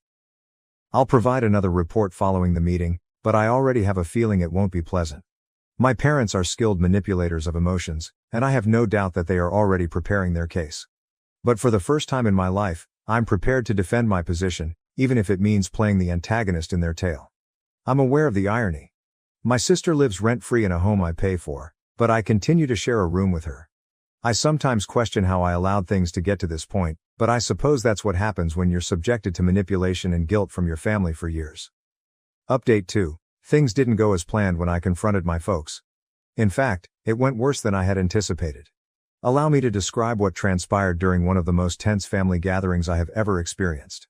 When I got to their new rental apartment, I found that it was considerably more costly than their old one. I saw a big TV and some new furniture as soon as I came in. I could now pinpoint the precise source of my additional mortgage payments. They had purposefully scheduled this meeting for a family meal, presumably in the hopes that I wouldn't object when food was involved. In hindsight, I should have anticipated that they would work against me, but Perry was also present, which was not in my original plan. They started their plan before I could even begin to talk about the house problem. My favorite childhood supper was made by Mom, Emotional Manipulation 101, and Dad began displaying old pictures of me while discussing simpler times when family meant everything. I made an effort to direct the discussion toward the real problem. We must discuss Perry's living situation and the house. The mood changed at once. Mom set her fork down. Dad's expression tightened. Her phone suddenly piqued Perry's curiosity. Observe, I began. I purchased that home for you and your father. Now that you've moved out and given it to Perry, you're paying your rent with my extra money. I wasn't told about any of this, and that needs to change. Dad went on the attack right away. You're keeping score now then? Following all that we have done for you? He produced a notebook, a real notebook, in which he had recorded all of the costs they had ever expended for my schooling. Should we discuss our expenses for your tech school? What did we give up? Mom, who can cry on command, I promise, adopted a different tack. Tears already welling up. Mom added tearfully. We thought you'd understand. Perry is having a hard time figuring out her path, and we just want both of our children to succeed. Isn't that what family does? Support each other? I'm actually working really hard on my social media presence. I've gained 200 followers this month. The house gives me the perfect backdrop for my content. My lifestyle influencer career is about to take off, Perry said, eventually looking up from her phone to share her viewpoint. Perry, you're living rent-free in a house I'm paying for while I'm still sharing an apartment with roommates. How is that fair? I was hearing, and I couldn't believe it. Not everything is about money. You're so privileged with your tech job, you don't understand how hard it is for creative people like me, she said, rolling her eyes. Then they delivered another bombshell. Mom hesitantly said they had already gotten quotations for the makeover and told Perry she could turn the garage into a content creation studio, expecting me to pay for it, of course. This stops now. Either Perry starts paying her fair share of the mortgage, or we need to figure out a different arrangement. I lost it at that moment. We put you through school. We sacrificed everything for your success, and now you're going to deny your sister the same chance, said Dad, slamming his hand on the table. The same chance? I chuckled sourly. This isn't about chances, it's about responsibility. Perry left high school and has never worked for more than 3 months. How can you be so cruel? We raised you better than this. Perry needs stability to pursue her dreams, Mom said, her tears growing more intense. I yelled back, what about my dreams? I've sacrificed everything for this family, including my own dreams, living with roommates, saving for the future and paying for a house I can't even live in. From there the debate got more heated as Dad began to enumerate all the sacrifices they had ever made for me. Mom continued to sob about her commitment to the family, and Perry accused me of being envious of her imminent success. Starting next month, I'm only paying the basic mortgage, no extras. I finally made my ultimatum. If Perry wants to stay in the house, she needs to contribute. If not, we need to sell it. Mom complained that I was ruining the family, Dad branded me materialistic and ungrateful, and Perry stormed out, accusing me of ruining her career before it had even begun. You would think that I had suggested setting fire to an orphanage. On the journey home, I began to reflect on all the years I had spent trying to please them. All the sacrifices I'd made, all the guilt I'd carried, and for the first time, I realized how manipulative they were. I left that night feeling both exhausted and oddly free.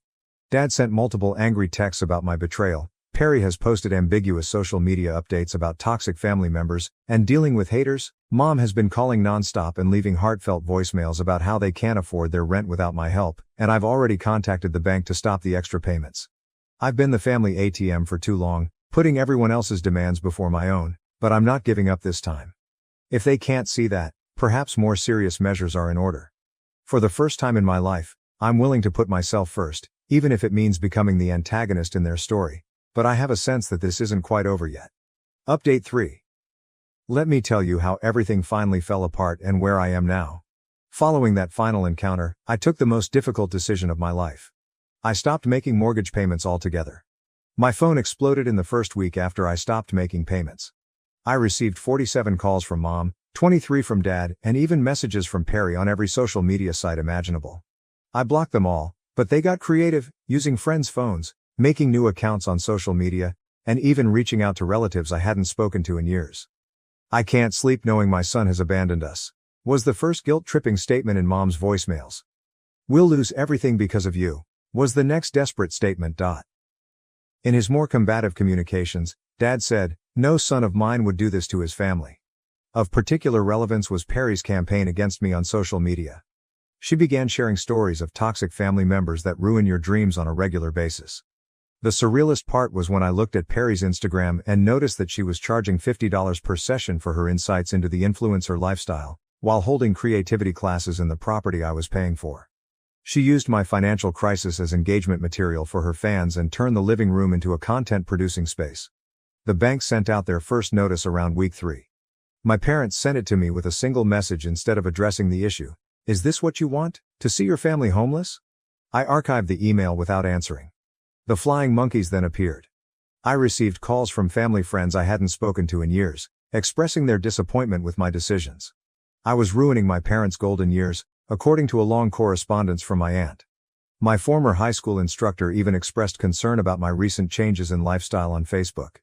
None of them were aware that I had finally begun therapy and was recovering from years of emotional and financial abuse. My therapist assisted me in realizing that my family had established a situation in which I was always in charge of everyone's welfare except for my own. Perry's Rise Above Surviving Family Betrayal podcast, which was taped in a house I purchased, was the true turning point. The first episode focused on her affluent tech bro brother's jealous attempts to crush her goals. In fact, she was able to garner a modest following from those who understood her plight. The bank's notices grew more serious after the second month. My parents changed strategies and sent me pictures of homes they were considering, all of which were far less expensive than the rental they were renting at the time. Mom texted from a different number, "See, we're trying to compromise." However, I saw that Perry had not yet been asked to help or find a space of her own. Perry hosted a Farewell to My Dream Space broadcast, complete with theatrical monologues about overcoming adversity, in response to the approaching foreclosure. For her emergency relocation fund, she even created a GoFundMe page, carefully omitting the fact that she had never made any payments on the residence. Finding out that Perry had been renting out one of the rooms to another content provider and keeping the money for himself was the last straw. This came after Mom had called me in tears, explaining that they were unable to make any mortgage contributions. Perry had to quickly relocate her content development business back to our parents' rental when the bank eventually gained ownership of the house. She took care to record everything for her fans, portraying herself as a victim of uncontrollable events. I found it ironic that she never mentioned the true source of the house's funding. Dad gave me a final call, which I did answer. His voice was low, almost defeated rather than the rage I had anticipated. He remarked, "We really thought you'd cave. We never thought you'd actually let the house go." I learned all I needed to know about their perception of me from that admission. They saw me not as a son but as a steady source of revenue that they could control whenever they wanted. The fallout has been easier and harder than I anticipated. More difficult since there is a gap when you break off communication with your entire family, no matter how toxic they may be. It's easier since I'm solely accountable to myself for the first time in my adult life. I currently live in my own apartment. Though small, it belongs to me. Every choice I make is for my own future, not to satisfy the needs or desires of others. I'm finally considering purchasing a home for myself, this time just for me, as my savings account continues to increase. The family still makes an effort to get in touch now and again. Mom sends guilt-ridden, subtly accusatory holiday cards. Articles regarding unappreciative kids are emailed by Dad. Based on the drama in our family, Perry has reportedly remade herself as a trauma healing counselor. However, I'm finished. The sale of the house was about more than simply real estate. It was about escaping a lifetime of shame and exploitation. I've finally come to terms with the fact that sometimes establishing limits means playing the bad guy in someone else's tale. It's never too late to quit burning yourself alive to keep others warm if you're in a similar circumstance. The manipulation is more difficult than the guilt. But it's your life to live. Avoid waiting as long as I did to come to that realization. I want to thank everyone for their warm reactions and tremendous support. I learned from reading your comments that I'm not the only one who has to deal with financial exploitation in the family. I was strengthened by the accounts of so many of you who had gone through similar things. This community has been really encouraging and reassuring.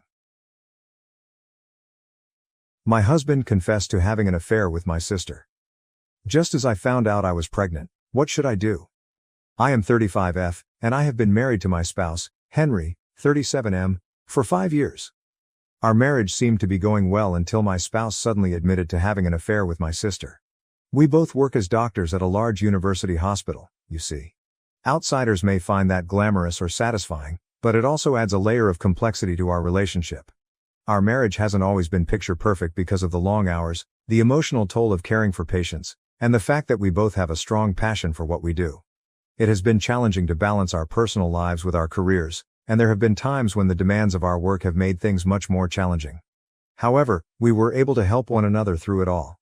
He was my companion, and I never doubted for a moment that I would be with him for the rest of my life. Actually, I found out I was pregnant 2 months ago. Henry and I were excited to have children when we initially got married. Despite our best efforts and dreams, it simply never occurred for us. Even though we tried for a long time. We eventually came to terms with it. We gave up on making an effort, reasoning that if it was meant to be, it would come naturally. It was difficult to let go of that dream, but we put all of our effort into our relationships and occupations, believing that destiny would lead the way. I therefore refrained from drawing conclusions right away when I started getting morning sickness. A part of me assumed it might simply be work-related stress. In order to rule out the possibility, I nevertheless made the decision to take a pregnancy test. I was blown away when the test came back positive. It was such a time of great excitement and incredulity. I never imagined that I would be looking at that small test and knowing I was pregnant after all these years. Waves of emotions swept over me, and I had to take a seat to come to terms with the fact that I was pregnant. It was a mixture of wonder and happiness. My first instinct at the time was to tell Henry the news.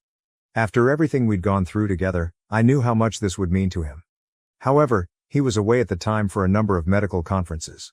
I chose to wait until he came back to tell him in person since this information was too crucial to convey over the phone or in a brief text message. I was aware that witnessing his response firsthand would heighten the significance of the situation. I had everything sorted out just right for the day Henry was due back from his trip. When I received the amazing news that I was expecting, I wanted to make the occasion extra special. I made lunch for us at our favorite restaurant, which we often frequented on special occasions or when we simply needed a little alone time.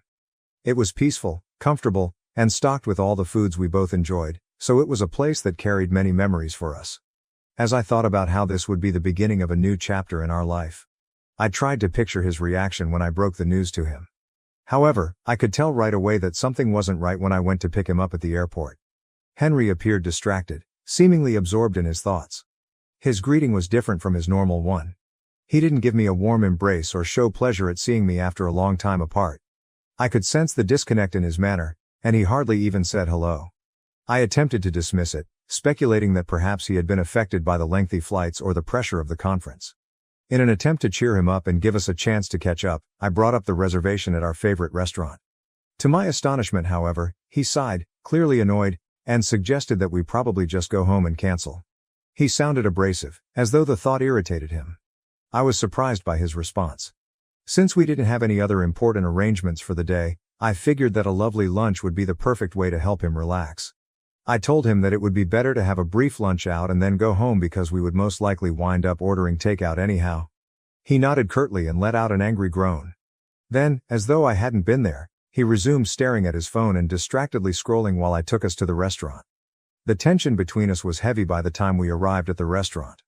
Henry didn't say much as we sat down at the table. I questioned him about the conference in an attempt to start a conversation and diffuse the tension. His answers were one-word answers that didn't lead anywhere. They were brief, aloof and chilly. He was very different from that. Usually, following these excursions, he would tell tales of the individuals he encountered, the thought-provoking discussions he attended, or the novel concepts he discovered. However, he seemed to be keeping something back this time, and I couldn't help but wonder what was actually happening. To be fair, I had observed a minor change in Henry's conduct over the previous few weeks. He had begun to seem aloof before our lunch that day. Although I was a little worried, I dismissed it as the typical stress that comes with being a doctor. At first I didn't give it much thought because our professions are hard and frequently leave us exhausted both physically and psychologically. Because of the demands of our jobs, we had both experienced difficult periods in the past, so I figured this was simply another one. I kept telling myself that after his conference, he would feel better and we would return to our regular routine, and that he would finally open up after things had calmed down. However, I started to feel increasingly nervous as I sat across from him at lunch that day. Seeing him not recognize me and hardly speak. I made an effort to ignore my nervousness though. Even though we were at odds, I was anxious to inform him about the baby since I had waited long enough to do so. I hoped that by telling him about the pregnancy, he would suddenly stop worrying about whatever was hurting him and we could both enjoy this moment that would change our lives. Henry looked up from his plate just as I was getting up the nerve to tell him, just as I was ready to break the best news of our lives. He spoke in a calm, low voice, saying what I never thought I would hear. I have been unfaithful to you. ****. I didn't really pay attention to what he said at first. For a moment I believed I had misheard the clatter of talking and clinking dishes that filled the restaurant. I laughed nervously and said, "To what?" as though he had said something incorrectly. Then he looked me in the eyes, something he hadn't really done all day, and said it again, more clearly this time, in a tone that was almost emotionless. Asterisk asterisk. I've been having sex with Emma, your sister. Asterisk asterisk. The world around me seemed to stop at that very instant. My face became numb. My sister and my husband were having an affair. Asterisk asterisk Emma. Asterisk asterisk, my sister, of all people. I gazed at him, trying to make sense of what he had said. What do you mean? I questioned him again, even though I knew in my heart. Even though I didn't want to believe it, his expression made it obvious. He simply sat there and looked directly at me with such a detached and dispassionate air, as if this were just another truth he was stating, something trivial and unimportant. The man I believed I knew, the man I had loved and trusted for so many years, was nowhere to be seen, and there was no regret. Everything I had known, including our marriage, our relationship and even my own sister, seemed to be disintegrating before my very eyes, and I had no control over it. I could feel the sting of betrayal in the pit of my breast, and tears started to fill up in my eyes. When did it start? I questioned him in a shaky voice. I had to know. Some part of me hoped that perhaps this was all an error or misunderstanding, but I wasn't sure why. Almost casually, he started telling me about his and Emma's several months of sleeping together. With every syllable, my heart fell deeper. He clarified that it all began when Emma ended her relationship with her previous boyfriend. After the separation, she was inconsolable and had begun visiting our home regularly to get assistance. I can still clearly recall those times. In an effort to support her during such a trying time, I had invited her into our house. I believed we were aiding in her recovery since she was my sister. I had no idea, though, that Henry and Emma were growing closer behind my back in ways I could never have predicted. Yes, they had been friendly from the beginning. At the time, I really recall thinking it was wonderful that my sister and my husband got along so well. Knowing how close our family was to one another comforted me. However, I never imagined they were close, that they were sharing a bed, not even in my worst dreams. The enormity of the betrayal from both of them was too much for me to comprehend. I could feel my surroundings becoming hazy as Henry went on to describe his affair. He was no longer someone I wanted to hear. Nothing made sense. I thought I was about to get sick as my stomach rumbled. I snatched my keys from the table and sprang to my feet. The fact that we were in the center of a packed restaurant didn't bother me. The possibility that people were observing didn't bother me. I simply needed to leave. As I hurried to the exit to locate my car, Henry began calling after me. I didn't see my phone buzzing till I was in the car and heading home. Of course it was Henry. He contacted me again, reprimanding me for leaving him at the restaurant and for overreacting in front of everyone, rather than offering an apology. I yelled into the phone for him to leave me alone and take an Uber. As I drove home, my heart broken and my mind racing, I could hardly see the road through my tears. I shut myself in our bedroom as soon as I arrived home. I started crying hysterically at that point because the truth of what had just transpired hit me hard. I was unable to comprehend it. My own sister and my spouse, the man I loved. How could they have betrayed me in this manner? I sobbed till my body was totally worn out and I had no more tears to shed. Henry must have returned to the house at some time. His voice was muffled by the wood when I heard him knock on the bedroom door. I couldn't stand him. Even though he insisted on talking. I was no longer able to listen to him. I curled up in a ball on the bed, my sobs smearing the pillow, refusing to open the door. I must have slept off at some point, but I'm not sure how long I remained that way. It was already midnight when I awoke. Henry had ceased hammering, and the house was oddly quiet. I was so hungry that I made the decision to go downstairs and buy some food. Henry was dozing off on the couch when I arrived in the living room, and his phone was on the table beside him. My blood boiled when I saw him sleeping there, appearing so content. After what he had just told me, how could he sleep so soundly? After standing there for a while, fuming with rage and shock, I turned to look at his phone. This was something I had never done in our whole marriage. However, I unlocked Henry's phone for the first time that evening. He was so certain that I would never suspect him that he hadn't even bothered to change his passcode, which he had always used. He was so confident that I would always trust him. How foolish I had been. How could I have failed to notice what was going on right in front of me? My heart pounded as my sister and I went through his messages, dreading what we may discover but still having to know the whole truth. And there it was. They had exchanged several offensive pictures, each more agonizing to view than the one before. Pictures of my own sister and my husband smiling, making jokes, and organizing their covert meetings. They had even made plans to meet at different hotels while I was totally unaware of it. What broke me the most were Emma's texts. She had written in one of them about how thrilling it was to have sex with him behind my back and how the excitement of lying enhanced their relationship. She even went so far as to claim that it improved the quality of the intercourse. It was unbelievable to me that this was genuine. I had grown up with and trusted my own sister, and she had deceived me in the worst way. And our marriage was so easily ruined by Henry, the man I had promised to be with for the rest of my life. I had to have proof of what I had witnessed, so I snapped pictures of their messages on my own phone while my hands were shaking. I went back upstairs in silence after getting what I needed. I started packing. I was aware that I couldn't live in the same house as Henry. I couldn't bring up this child with a husband who had betrayed me and so severely damaged my trust. In an attempt to keep myself together, I packed a few necessities in a bag, but my hands trembled with each thing I put in and my heart was racing. After finishing, I drove directly to my parents' home, which was located in a different town. My parents were shocked to see me when I got to their house, but I couldn't tell them anything straight away. Fortunately, they didn't ask many questions that evening. I simply told them that I needed to remain with them for a bit. I've been residing with my parents ever since that evening. Yes, I am in the process of ending my relationship with Henry. After all of this, I haven't spent any time in getting a divorce. After being betrayed, there is no turning back. After learning of everything, my parents are also incensed and have cut Emma off entirely. She is no longer welcome in our family, and they are ashamed of what she did. Emma has repeatedly called me to express her regret, saying that it was all a big mistake. However, I'm not sure if I'll ever be able to forgive her. Ironically, Henry's family has been incredibly supportive, especially given that their own kid is to blame for this problem. They made it apparent that they were extremely disappointed in him as soon as they learned of his adultery. They have made a strong stand and disapprove of what he has done. He has been informed that they will not allow my sister into their family. They haven't tried to hide their distaste. It's as if they now recognize Henry for who he really is. Update: since many of you have been inquiring about the nature of my connection with Emma and the reasons behind my sister's actions against me, let me clarify a few things. What can I say? Throughout our childhood, we had what I believe to be a typical sibling connection. Our parents loved us both equally, and none of us was the golden child of the family. There were never any serious arguments or jealousies between us. This stings even more because I have always loved my sister no matter what. I honestly worried about her when she went through her breakup 6 months ago. I am not blind to the irony that Emma's ex was discovered cheating on her with a coworker. I wanted to be there for her as her big sister because she was in complete despair. To help her recover and get back on her feet, I proposed that she remain with us for a bit.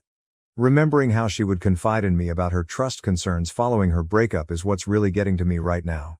While she was sleeping with my husband, she would sob on my shoulder and tell me that she could never contemplate doing to someone what her ex had done to her. There are simply no adequate words to describe the degree of manipulation.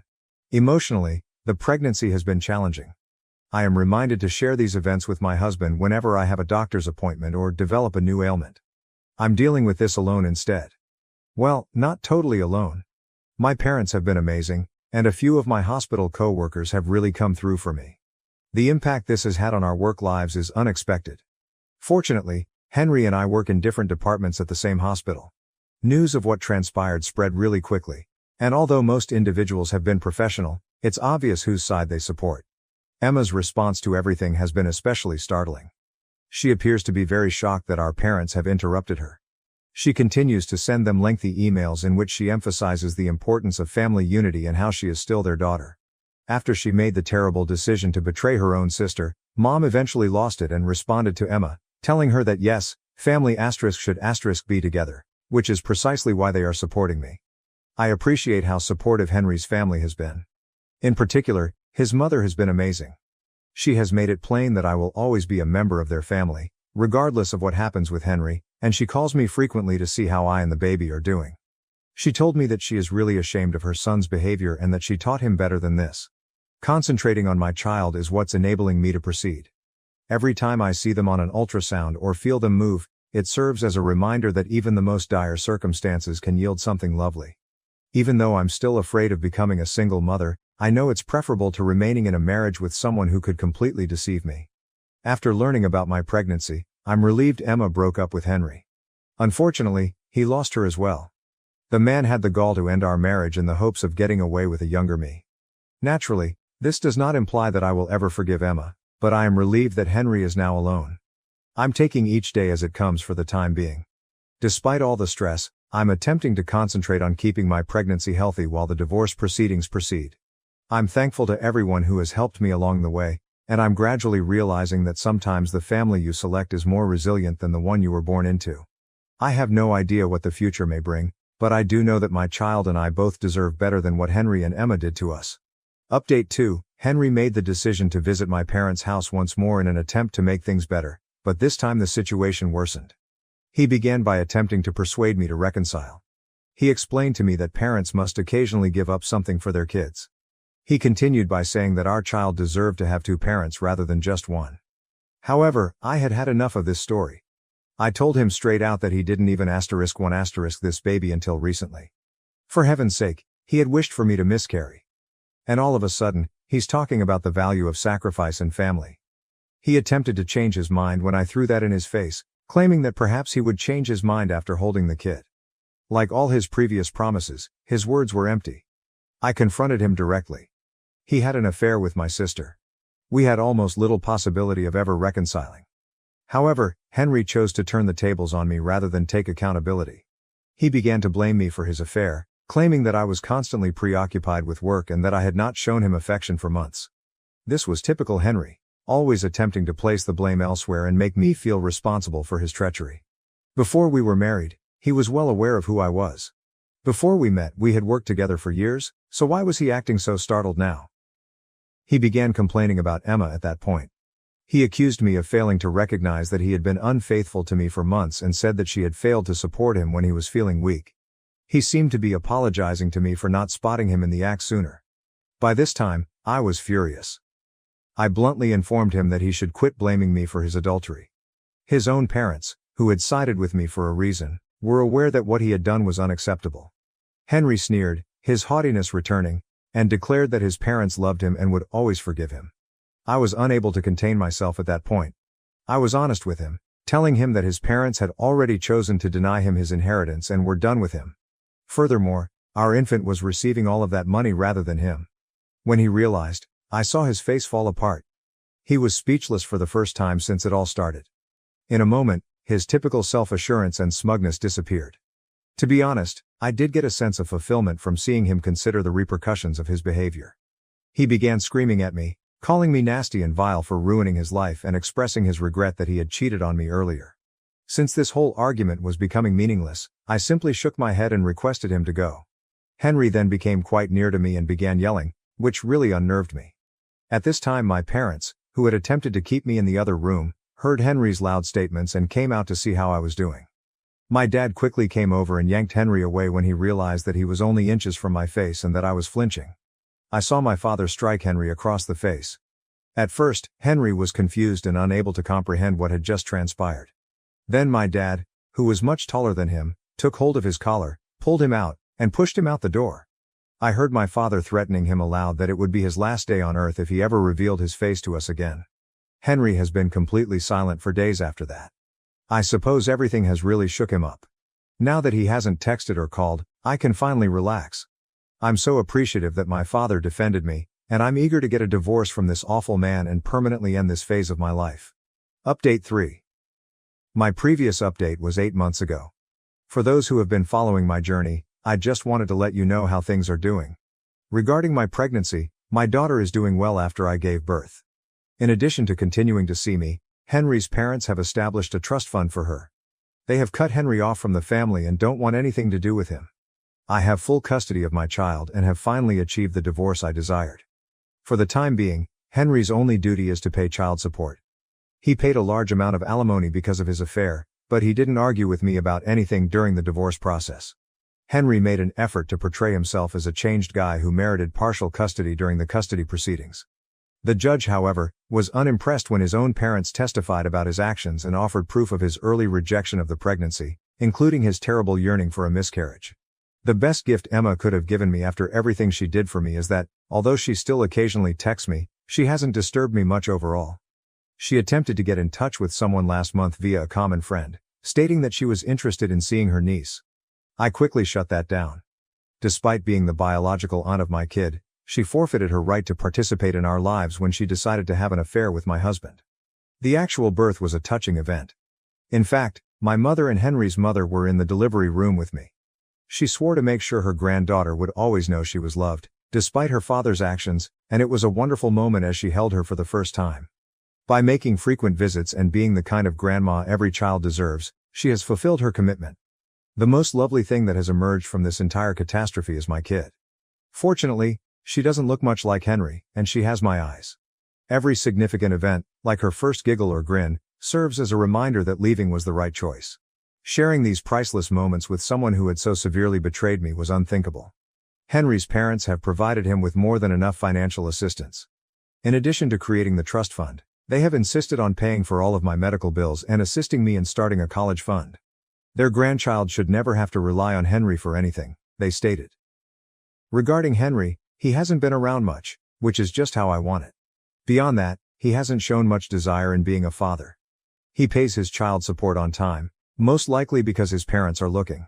He has reportedly been attempting to get back together with Emma, but she has reportedly moved to a different state and doesn't want to interact with him, according to mutual friends. Throughout it all, my parents have been my pillars of support.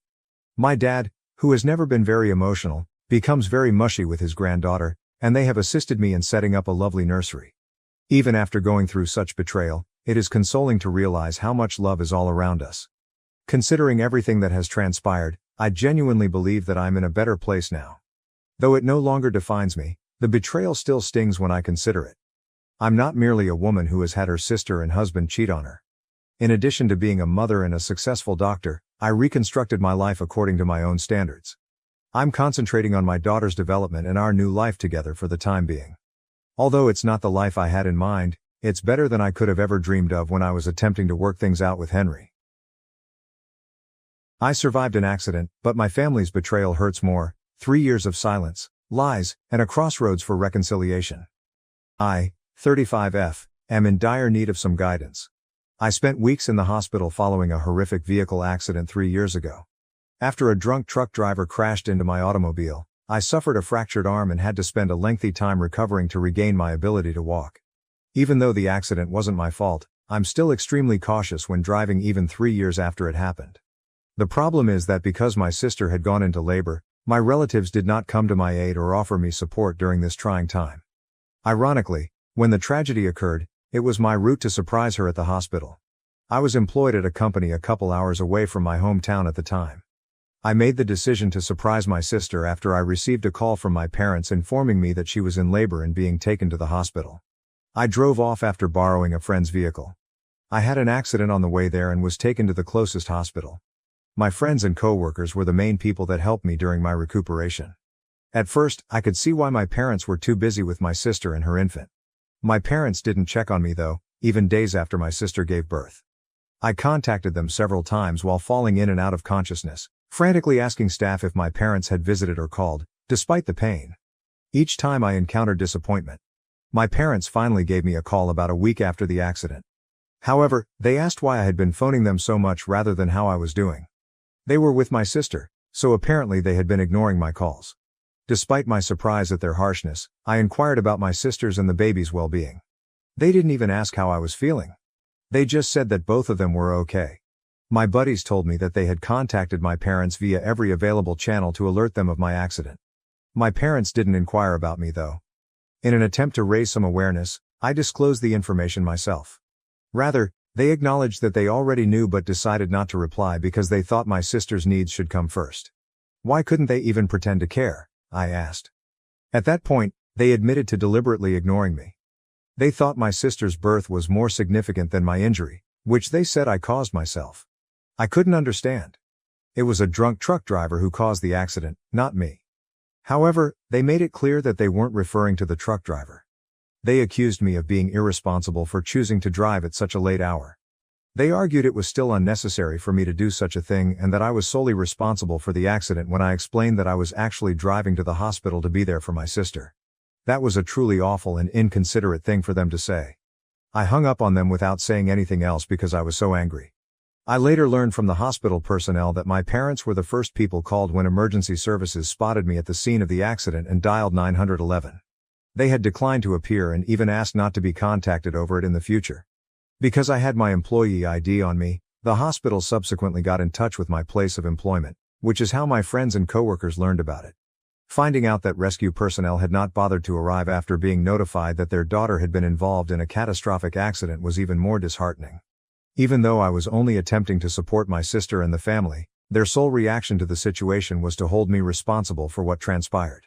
After that episode, I came to the realization that my family had no interest in supporting me, even though I wanted to be there for them.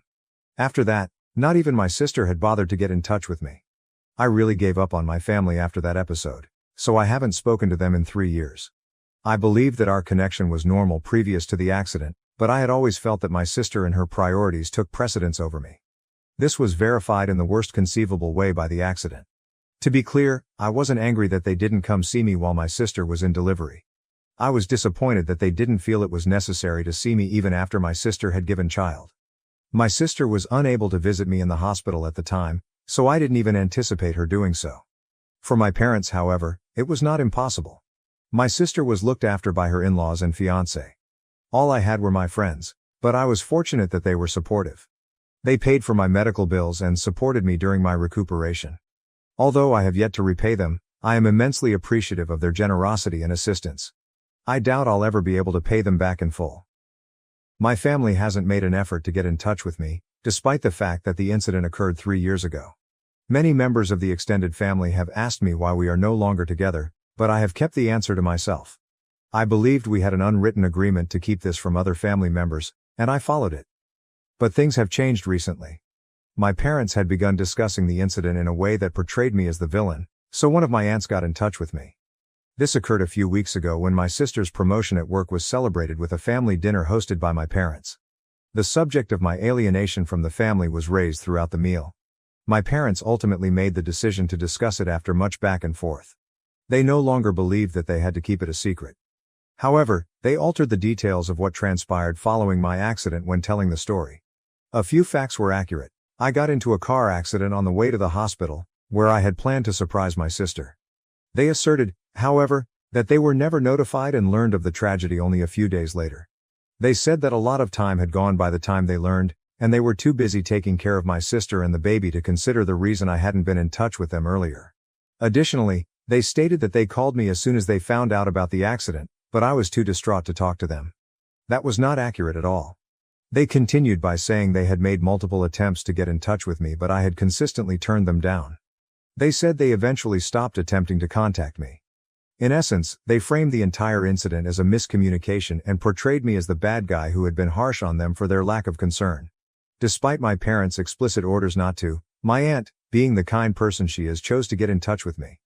They said they didn't want to make a big deal out of it, but I knew they were lying to me about what had happened because they didn't want me to know. According to my aunt, I hadn't spoken to my parents in 3 years, and they were truly missing me. She added that I was losing out on the chance to be my niece's aunt and that she herself wouldn't pass up the chance. She advised me to get in touch with my folks. I phoned her back to get more information since I was perplexed. I was astonished when she told me what my folks had stated. Although it had been the other way around, they had portrayed themselves as the victims and me as the egotistical villain. When I learned what they had been telling the family about what had occurred all those years ago, I became enraged. I made the decision to talk to my aunt and be honest with her. In case she didn't believe me, I even promised to connect her with my friends who had paid for my medical bills. I clarified that since my accident my parents had lost all interest in me. Despite being contacted, they refused to be bothered. I informed her that I didn't even feel angry at them for putting my sister's needs first throughout her delivery since I recognized how important that was. Their total disregard after that was what irritated me. My parents didn't bother to check on me after my sister had birth and was surrounded by her in-laws and fiancé. My aunt was astonished to hear my side of the story and expressed regret for having doubted me. I was glad she had talked to me since I might not have known what my parents were talking about behind my back if she hadn't. I'm at a crossroads right now. Within the family, the truth about what transpired 3 years ago is beginning to surface. Numerous family members have contacted me to inform me that I had to tell my aunt about my experience. They claimed that I had every right to protect myself and that if I hadn't spoken up, my parents might have gotten away with their falsehoods. My parents' treatment of me was unfair and undeserved, and some family members have even begun to show sympathy for me, recognizing how terrible my experience was. In a way, I'm grateful to my aunt for hearing my side of the story and making sure my parents' version of events wasn't allowed to go unpunished. But this has also started to cause problems. The family started to distance themselves from my parents after they learned that I had spoken to my aunt and that she had told others the truth. They're now holding me responsible for the consequences. How any of this is my fault is beyond me. I only told my aunt, and even then, I only spoke the truth. It was she who made the decision to tell the other members of the family. My parents, however, are making me answerable for the results. In essence, they framed the entire incident as a miscommunication and portrayed me as the bad guy who had been utterly intolerant of their lack of concern. Despite being expressly told by my parents not to talk to me about this, my aunt, being the kind person that she is, chose to get in touch with me. I understood the true reason behind their assertion that they didn't want to make a big deal out of it. They didn't want anyone to talk to me because they didn't want me to discover that they had been lying about what actually occurred. 3 years had gone by since I last spoke to my parents, and my aunt called to let me know that they truly missed me. She claimed that I was losing out on the chance to be my niece's aunt, and she was aware that she wouldn't pass up such a chance. She therefore advised me to get in touch with my parents once more. I called her back and requested for additional information because I was so perplexed. I was startled when she told me what my parents had told them because they had framed me as the selfish villain and made themselves the victims, even though it had been the other way around. Hearing what they had told everyone in the family about what had transpired all those years ago infuriated me. I made the decision to talk to my aunt and be honest with her. In case she didn't want to trust me, I even offered to connect her with my friends who had paid for all of my costs. I was telling her the truth about what had actually occurred. I clarified that following my injury, my parents were the ones that truly didn't give a damn about me. They simply did not want to be bothered, even though they had been approached. Since my sister was giving birth, which was also very important at the moment, I wasn't even upset with them for choosing to be there for her. Even so, I became irate when they failed to make the effort to come for me. Even my aunt seemed somewhat surprised when I explained this to her, and she apologized to me for having doubts about me. I was quite grateful that she had chosen to talk to me, since I doubt I would have ever learned what my parents were talking about behind my back. I'm at a crossroads right now.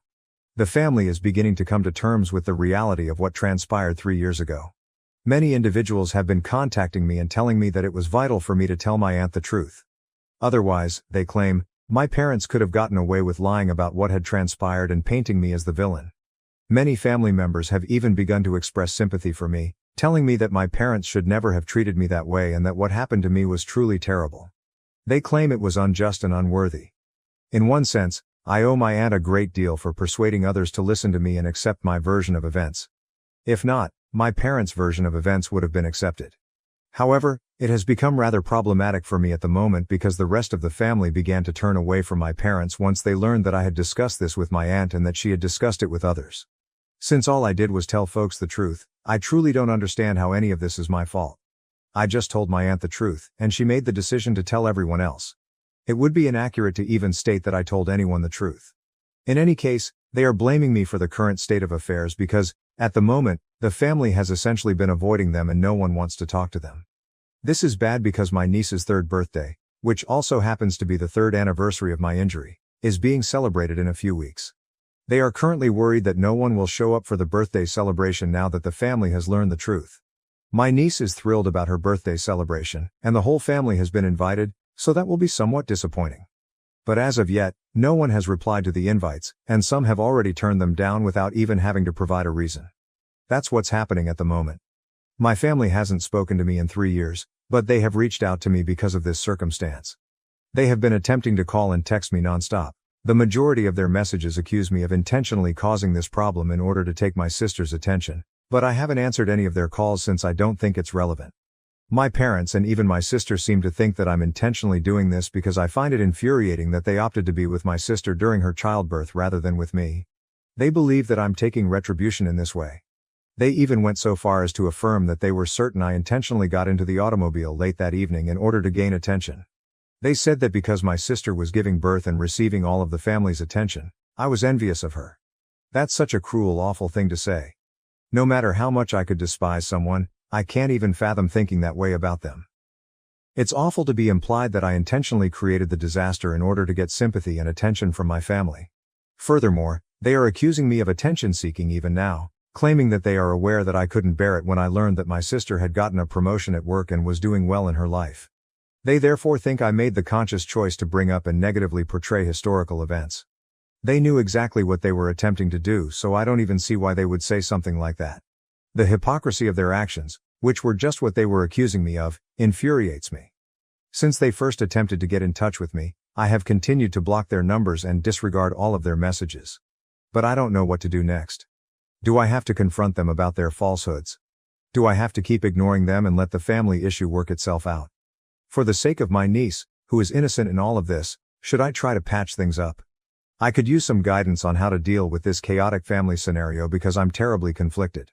First update. Since my last post, which was approximately 2 weeks ago, things have significantly become worse.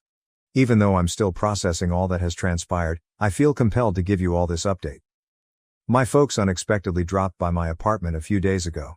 After 3 years of no communication, I was startled to see them at my door. I initially believed they could have come to apologize, but I couldn't have been more mistaken. They began screaming at me as soon as I answered the door and accused me of purposefully attempting to damage their family's name. "How dare you spread lies about us?" my father said, pointing his finger at me in a fit of rage. They refused to listen to me when I tried to clarify that I had just given my aunt the truth. My mother said that I was trying to punish them for supporting my sister throughout her delivery because I was jealous of her. They refused to leave when I ordered them to. My dad took a step forward, raising his voice. "You must clean up the mess you made. Because of the lies you've propagated, no one wants to go to your niece's upcoming birthday party." I lost it at that point. They were the ones who had been dishonest and had deserted me when I needed them most, I shouted back. My father stepped in the way when I attempted to shut the door. We were instantly engaged in a physical altercation as he pressed against the door. I gave him a hefty shove back in the heat of the moment. He staggered back, almost toppled over. I noticed a mixture of astonishment and horror in my mother's eyes as she yelled. We all remained there for a while, panting. The truth of what had happened beginning to set in. My father turned and remarked, "This isn't over," before they finally left. "You'll be sorry you did this." I sobbed after they were gone. I was crying and trembling from the shock of what had transpired. I've never been violent, so I was afraid that things had gotten to the point where they were physical. I was inundated with texts from different family members the following day. When my parents came to make peace, they apparently told everyone that I had attacked them brutally. I was portrayed by them as dangerous and unstable. I received texts from several family members who were disappointed since they thought they were real. Some, who were more dubious, contacted me to inquire about my version of events. I told people the whole truth and was honest with them. In a particularly nasty communication, my sister advised me to avoid her and her daughter. I feel confused and overburdened. Even if it was only a shove, I know I shouldn't have used physical force. However, I also feel as though I was forced into a difficult situation and had to respond to their violence. I'm concerned about the possible legal repercussions. Could they file assault charges? Do I need to report harassment? The family has never been more split. Some people are adamantly on my side, some are on my parents' side, and some are in the center, not knowing which side to believe. With individuals taking sides over whether or not to attend, the approaching birthday celebration for my niece has turned into a contentious issue. I struggle with guilt as well. Although I am aware that my parents' actions were wrong, I sometimes question whether I ought to have handled the situation differently. My emotional state is a complete mess, even though my logical side understands I was defending myself. All of this has been made possible by my friends' tremendous support. They've been taking turns checking in on me and have offered to let me stay with them if I feel insecure in my apartment. To help me deal with everything, the accident 3 years ago, my family's rejection, and now this confrontation, I'm thinking of going to therapy. My mental health is suffering as a result of everything. I've made the decision to update my email address and phone number for the time being. In case my parents try to visit, I've also let my employer know about the issue. From here, how do I proceed? Should I think about taking legal action to defend myself? What should I do with my relatives who now perceive me as the antagonist in this tale? And above all, how do I begin to recover from this trauma? Second update. About a week has passed since my last update, and somehow things with my family have gotten even more problematic. My niece's 3rd birthday celebration, which ended up being a total bust, was the most important occasion. According to my aunt who was present at the celebration, just a small number of people attended, primarily members of my sister's close family and a few of her acquaintances. Because of the ongoing tension, the great bulk of the extended family decided to avoid it. From the beginning, the mood was extremely tight. My sister was about to cry, My parents were clearly under stress, and my niece kept inquiring about everyone's whereabouts. Things reached a breaking point halfway through the celebration when my mother sobbed and openly accused me of destroying everything and destroying the family. People who were more sympathetic to my side of the story and those who supported my parents got into a fight as a result. With all the yelling and bad vibes, my niece broke down in tears as well. After losing it, my sister yelled at everyone to leave, accusing them of ruining her daughter's birthday. The visitors shuffled awkwardly out as the party came to an abrupt stop. This makes me feel terrible. I feel guilty even though I know logically that I'm not to blame for this. I'm also upset that my parents continue to try to make me the bad guy in all of this. The family has never been more split. There are some in the middle who are fed up with the whole thing, while others are on my side and fully supporting my parents. Over the last 24 hours, I've gotten a variety of texts. While some family members have sent me heartfelt notes accusing me of being responsible for the party disaster, others have offered their support. In a particularly unpleasant email, my sister told me that she no longer considers herself to have a sister and that she never wants to see or speak to me again. I cannot describe how much those remarks stung. I still adore my sister and niece in spite of everything. I'm having trouble figuring out how to proceed from here. A part of me wants to get in touch with my sister and attempt to explain my position again, but another part of me questions whether it would be better to honor her desires and keep my distance, at least for the time being. I have no idea about my parents. I'm sick of the ongoing drama and suffering, but I also want to face them and force them to admit the harm they've caused. As suggested by many of you, I have been attending therapy sessions. Even if it's early, having a professional to discuss all of this with feels fantastic. She is trying to provide me with the skills I need to establish healthy boundaries with my family while also assisting me in overcoming my feelings of guilt and rage. One thing the therapist stated that truly resonated with me was that it's acceptable to put my own mental health and well-being first, even if it meant putting my family at a distance. She emphasized that I'm not accountable for my sister's or parents' behavior and that it is neither healthy nor normal. It's difficult, but I'm trying to take that seriously. Emotional manipulation and family dynamics that have existed for years don't go away quickly. I continue to question whether there was anything I could have done better or if there was a way to stop all of this from occurring. However, I then remind myself of the reality. That accident wasn't anything I asked for. I didn't ask for my family to leave me when I most needed them. Furthermore, I didn't invite them to come to my door and level charges or to misrepresent what had happened. When asked, I only told the truth. So what should I do next? I'm thinking of writing a letter to the entire family to express my truth one final time before removing myself from the matter, not to defend myself or level accusations.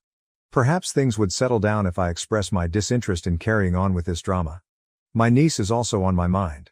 I wonder whether I should save money for my sister's future, even though she doesn't want me in their lives right now. Perhaps I should create a college fund or something she can use as she gets older. How can all of this bring me peace? How can I emotionally safeguard myself while still maintaining the possibility of future reconciliation? And how can I get over my guilt about something I didn't cause? I appreciate your support, everyone. Having a location where I can discuss all of this and receive unbiased feedback matters more than you can imagine. For now, I'm going to concentrate on getting better and taking things one day at a time, but I'll keep you informed of any significant developments. Third update. About a week has passed since my last update, and I'm still getting used to all that has transpired. I appreciate all of your ongoing help and guidance. The most significant event is that yesterday, I got an email from my parents. When I saw it in my inbox, I was taken aback. I didn't think I'd hear from them after all this time, especially after the disastrous birthday celebration. An apology opened the email. Both in the immediate aftermath of my injury 3 years ago and in the more recent altercations, my parents admitted that they had handled the matter badly. They acknowledged that they should not have disregarded my cries for assistance and that they had erred in putting my sister's needs ahead of their own when I was in the hospital. They also expressed regret for coming to my apartment and starting a physical altercation.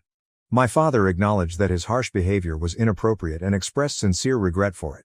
They also acknowledged that they had misled the family about what had occurred. They claimed to be embarrassed of what they had done and to have come to see the harm their falsehoods had done to the whole family, not just to me.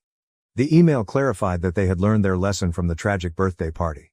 They realized the seriousness of their acts after witnessing the division in the family and the impact they had on my niece.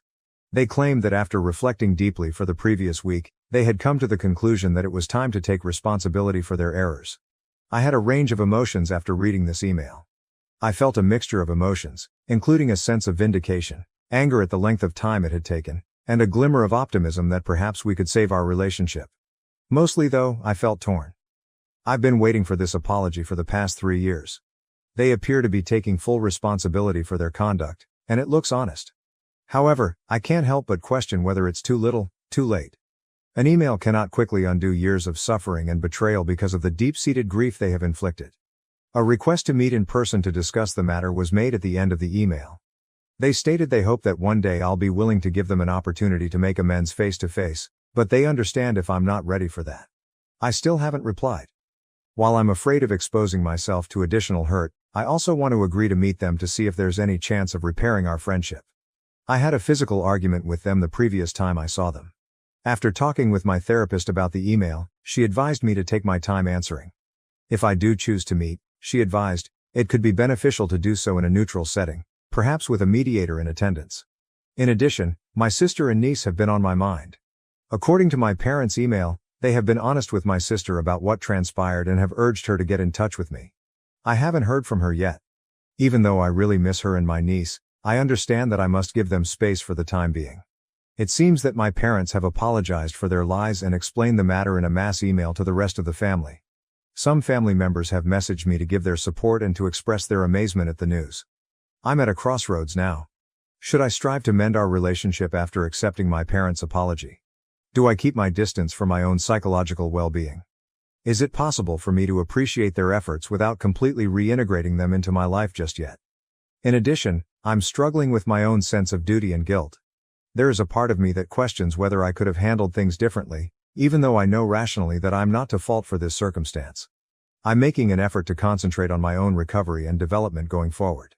To help control my stress and anxiety, I've started mindfulness meditation and am still in treatment. I've also been considering changing my life for the better. I'm thinking about looking for a new job, maybe in a different city, to give myself a fresh start and some physical separation from all of this drama, not to escape my troubles. I have made the decision to establish a college fund for my niece. It seems like the appropriate thing to do, regardless of whether my sister wants to stay in touch with me. Perhaps when she's older, she'll realize how much I've always loved her. From here, how do I proceed? How can I strike a balance between the need to emotionally safeguard myself and the prospect of reconciliation? And with all of this, how can I begin to reconstruct my life and identity? Once again, I want to thank everyone for their support along this trip.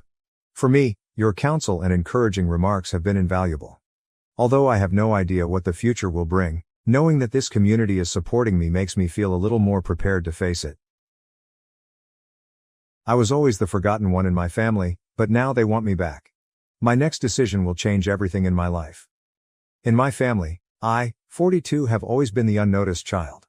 I'm not sure how to respond to my parents' sudden desire for me to return to their lives. There is a big age difference between myself and my 5 siblings, of which I am the youngest. As a child, I frequently had the impression that my house was a parallel universe. I was just there, the quiet one, the one who didn't cause trouble, the one who was easy to forget, while my siblings were in and out of hospitals and therapy sessions all the time. One of my first memories is of returning home from school to find the house deserted. Nobody checked my schoolwork or inquired about my day. Everyone was too preoccupied with my siblings' problems to realize that I also needed to eat, so I learned to cook for myself early. I vividly remember how disappointed I was when my parents failed to remember my birthday for 3 consecutive years. They were just overwhelmed. It wasn't that they were awful people. I suppose they felt they didn't have to worry about me because they had 4 children who were coping with different health and mental health problems. I was the normal one, the healthy one. However, it's not as easy as it seems to be the normal one in a chaotic family. Throughout his childhood and adolescence, my 52-year-old oldest brother had to spend a lot of time in the hospital due to a serious chronic condition. He still has health issues and is largely dependent on our parents for assistance. Since I can remember, my 50-year-old elder sister has been in therapy or taking medicine for her early struggles with anxiety and depression. The 48-year-old twins who are the middle siblings needed special education and ongoing care due to their learning difficulties. Then there was myself, the last person to consider. The one who was supposed to comprehend, to be self-sufficient, to simply be there. It was out of need that I learned to be independent. I was essentially rearing myself by high school. I knew that grades were my ticket out, so I earned them. Not because anyone pushed me. I joined clubs and teams for the opportunity to spend as much time away from home as possible, not for the recognition. I remember one specific instance from my junior year of high school. It meant a lot to me that I had advanced to the debate state finals. I had put a lot of effort into it, practiced late into the night and given it my all. In the weeks before the finals, I mentioned it to my parents several times. I was set to go when I stepped downstairs on the morning of the event, wearing my finest attire. Frazzled as usual, my mom replied, "Oh, are you going somewhere?" as she hardly looked up from a stack of medical bills. I tried not to sound hurt as I reminded her about the debate finals. "It's today, I told you about it." She responded, "Oh right." But it was obvious that she couldn't truly recall. "All okay, good luck. We have to take your brother to his doctor's appointment, therefore your father and I are unable to attend." I swallowed the lump in my throat and nodded. Naturally, and always has been, my brother's health came before my argument. I made it to the finals by myself and finished in second. Nobody inquired about my experience when I arrived home. For weeks, the certificate I was given remained on my desk, hidden from everyone else. My getaway was college. I finally felt like I could breathe after deciding on a school on the opposite side of the nation. I made friends that didn't need to be reminded of my birthday, genuinely saw me and paid attention when I talked. M and C, two of them, grew to be the family I never had. MC and I made the decision to remain together after graduation. We started establishing our life after relocating to a new state that was far from any of our relatives. Determining that I made a difference, I threw myself into my career and I was successful. Now that I'm 42, my life appears to be going well. I run a skilled team as a senior marketing executive at a Fortune 500 firm, and I'm renowned for my creative problem solving and ability to perform under pressure. Ironically, I became quite good at drawing attention to myself and making things visible because I was raised invisible. Meetings, presentations, and decisions occupy my days. Even though I put in a lot of overtime, I enjoy my job because it gives me a sense of worth and purpose that I didn't have as a child. People at work pay attention to what I have to say because they see me and respect my viewpoint. I never get tired of the euphoric feeling. My life is comfortable while I'm not working. I have a small but close-knit group of friends, I travel whenever I can, and I possess a lovely condo with a view of the city skyline. My best college pals, M and C, are still my pillars of support, and I've formed other deep bonds. We host movie marathons, game evenings, and weekend brunches. I've been addressing issues of abandonment and persistent feelings of invisibility in therapy for years. Although the process has been drawn out and occasionally difficult, it has improved my understanding of who I am. I've learned to respect myself, set limits, and quit looking to those who can't give me approval. My interactions with my family have been sparse for the past 20 years, rare visits every few years, and infrequent phone calls on holidays. To shield myself from the hurt of their apathy, I kept them at arm's length rather than cutting them off entirely. Then, unexpectedly, my mother called last week. We hadn't spoken for more than a year, and our most recent contact had been a clumsy exchange of pleasantries, so I nearly didn't respond. But I had to pick it up for some reason. Without even saying hello, she continued, "We want you to come home for Thanksgiving." She sounded older and more worn out than I could recall. "You are missed by your father and me." It seemed as though someone had punched me in the stomach. "Do you miss me? When I was growing up, where was this? When none of them appeared after I graduated from college. When I built a life for myself for 20 years. I stumbled. I'm not sure if I'll be able to make it. Work is really busy right now, and I have plans with friends." "Are you planning with friends?"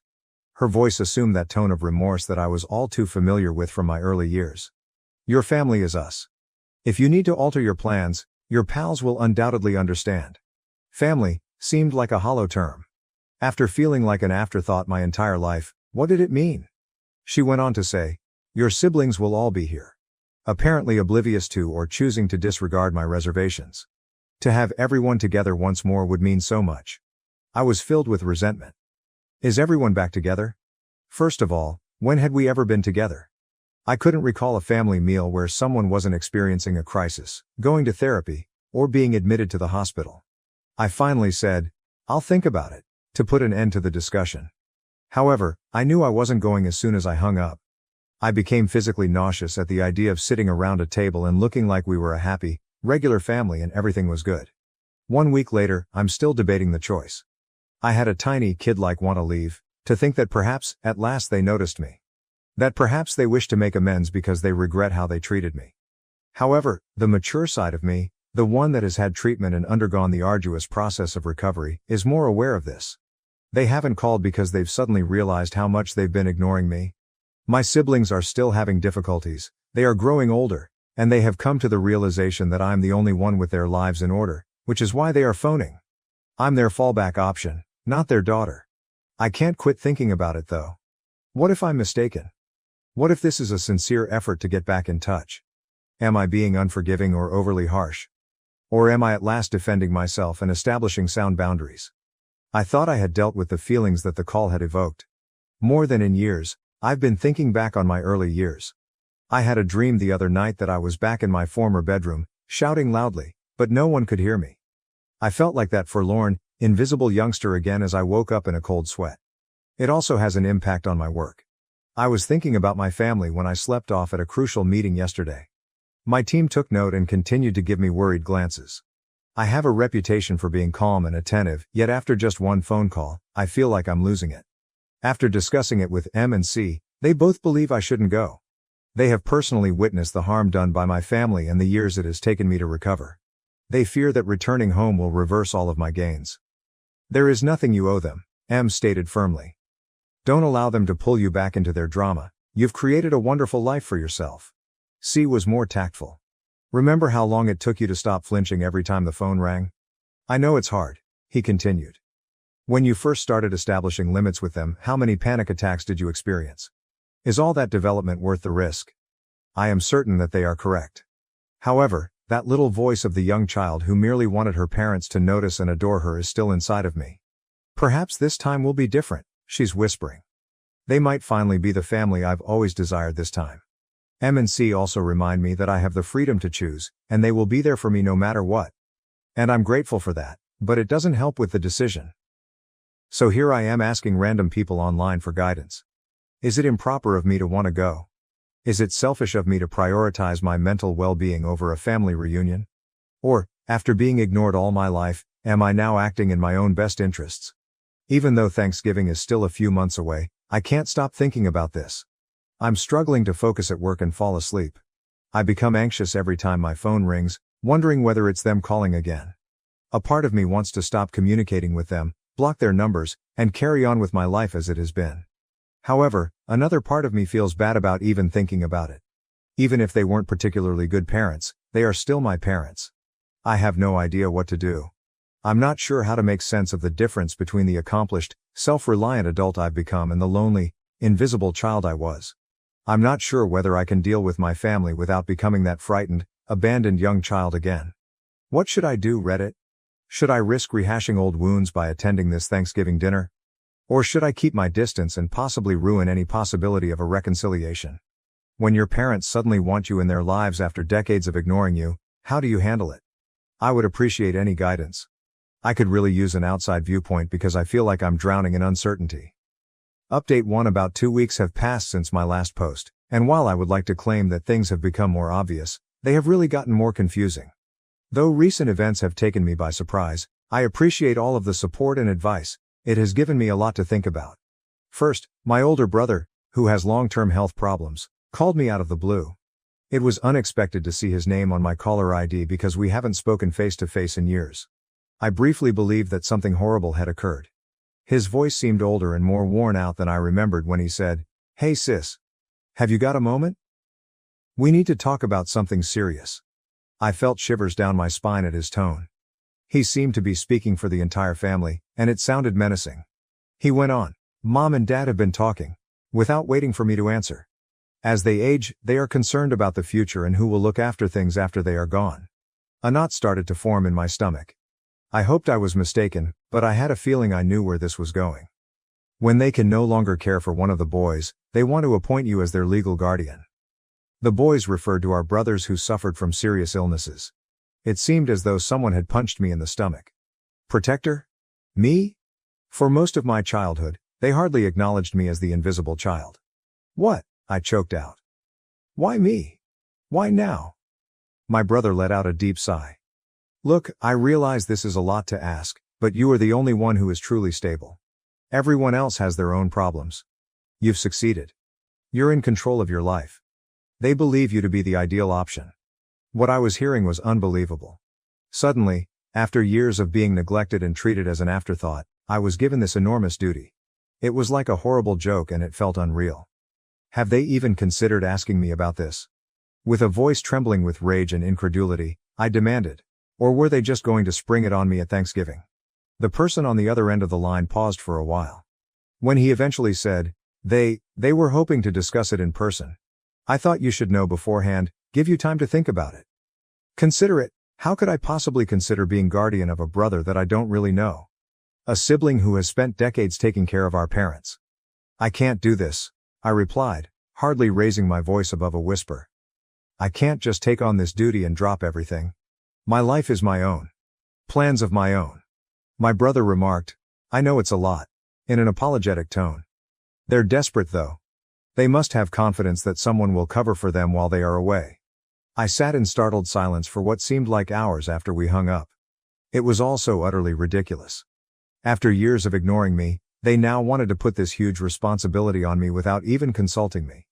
I thought things couldn't get any more confusing, but a few days later, I got a letter from my mother. It was lengthy, meandering, and chock full of the same guilt-tripping jargon I recalled from my early years. She continued by talking about how difficult things had been for them. How much they had given up for the family, and how much they needed me right now. Near the end was the section that truly affected me. Sweetheart, we're not asking for much, she wrote. All we need to know is that someone will take care of the family while we are away. Our only hope is you. Just hope. I mean, how many times did I need them? When I was growing up, feeling unwelcome and invisible, where was there hope for me? Ever since I got that letter, I've been a complete disaster. I've struggled to focus at work and sleep. My group has observed. Meetings have had to be rescheduled because I simply cannot focus. Every part of my life is being impacted by this circumstance, and I detest it. They still have this control over me, and I detest it. For an urgent wine and venting session, I invited M and C over. On my part, they were both indignant. They can't do this to you, M exclaimed, her eyes glimmering with rage. They cannot expect you to be their safety net after ignoring you for decades. It's unfair. C remained supportive but was more measured. He added softly, you need to consider what's best for you. Not what they desire or what's best for them. What would you like? What am I looking for? It's a straightforward question, but I'm having a terrible time coming up with a response. A part of me, the young child who constantly sought her parents' favor, longs to say yes and to be the decent daughter they never thought I was. However, the mature me, who has put a lot of effort into creating a life and identity apart from my family's shadow, is yelling no. I've devoted a significant portion of my life to proving my value to them, to being noticed, to being appreciated. And they want me to sacrifice everything now that I'm at last living a life where I am respected and seen. To suspend my life. To tidy up the mess they created. I become more irate the more I consider it. I'm not being asked to join the family. They want me to be their guardian and caregiver. They want a promise that their issues would be resolved when they leave, not a relationship with me. I've made up my mind after spending hours discussing it with M and C. I will not be attending Thanksgiving. I will not act as their guardian. I refuse to allow them to drag me back into the dysfunction from which I have so desperately fled. It won't be simple, I know. I'm aware that there will be emotional manipulation and guilt trips. However, I am also aware that I am worthy of better. I should be able to live the life I have created for myself without having to deal with their disregard and demands. I will give my brother a call back tomorrow to inform him of my choice. After that, I'll send a letter to my parents outlining my reasons for not attending Thanksgiving and my inability to fulfill their wishes for me to be their guardian. Even though I know it's the correct thing to do, it will be difficult. I'm afraid. I'm depressed.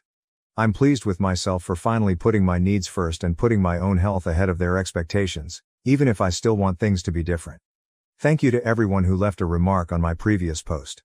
During this trying time, your words of support and encouragement have been invaluable. After a lifetime of feeling invisible, it means more than you can imagine to feel seen and understood. After speaking with my family, I'll provide another update. Good luck to me. I suspect that I will require it. Update 2. I feel like I've aged years in a matter of weeks since my last update, which was around a month ago. My family's predicament has escalated in unexpected ways, and I'm still in shock over all that has transpired. I want to start by saying thank you to everyone who left a comment on my previous post. During a very trying period, your guidance and encouragement meant the world to me. I heeded your advice, and when I needed it most, it gave me the courage to defend myself.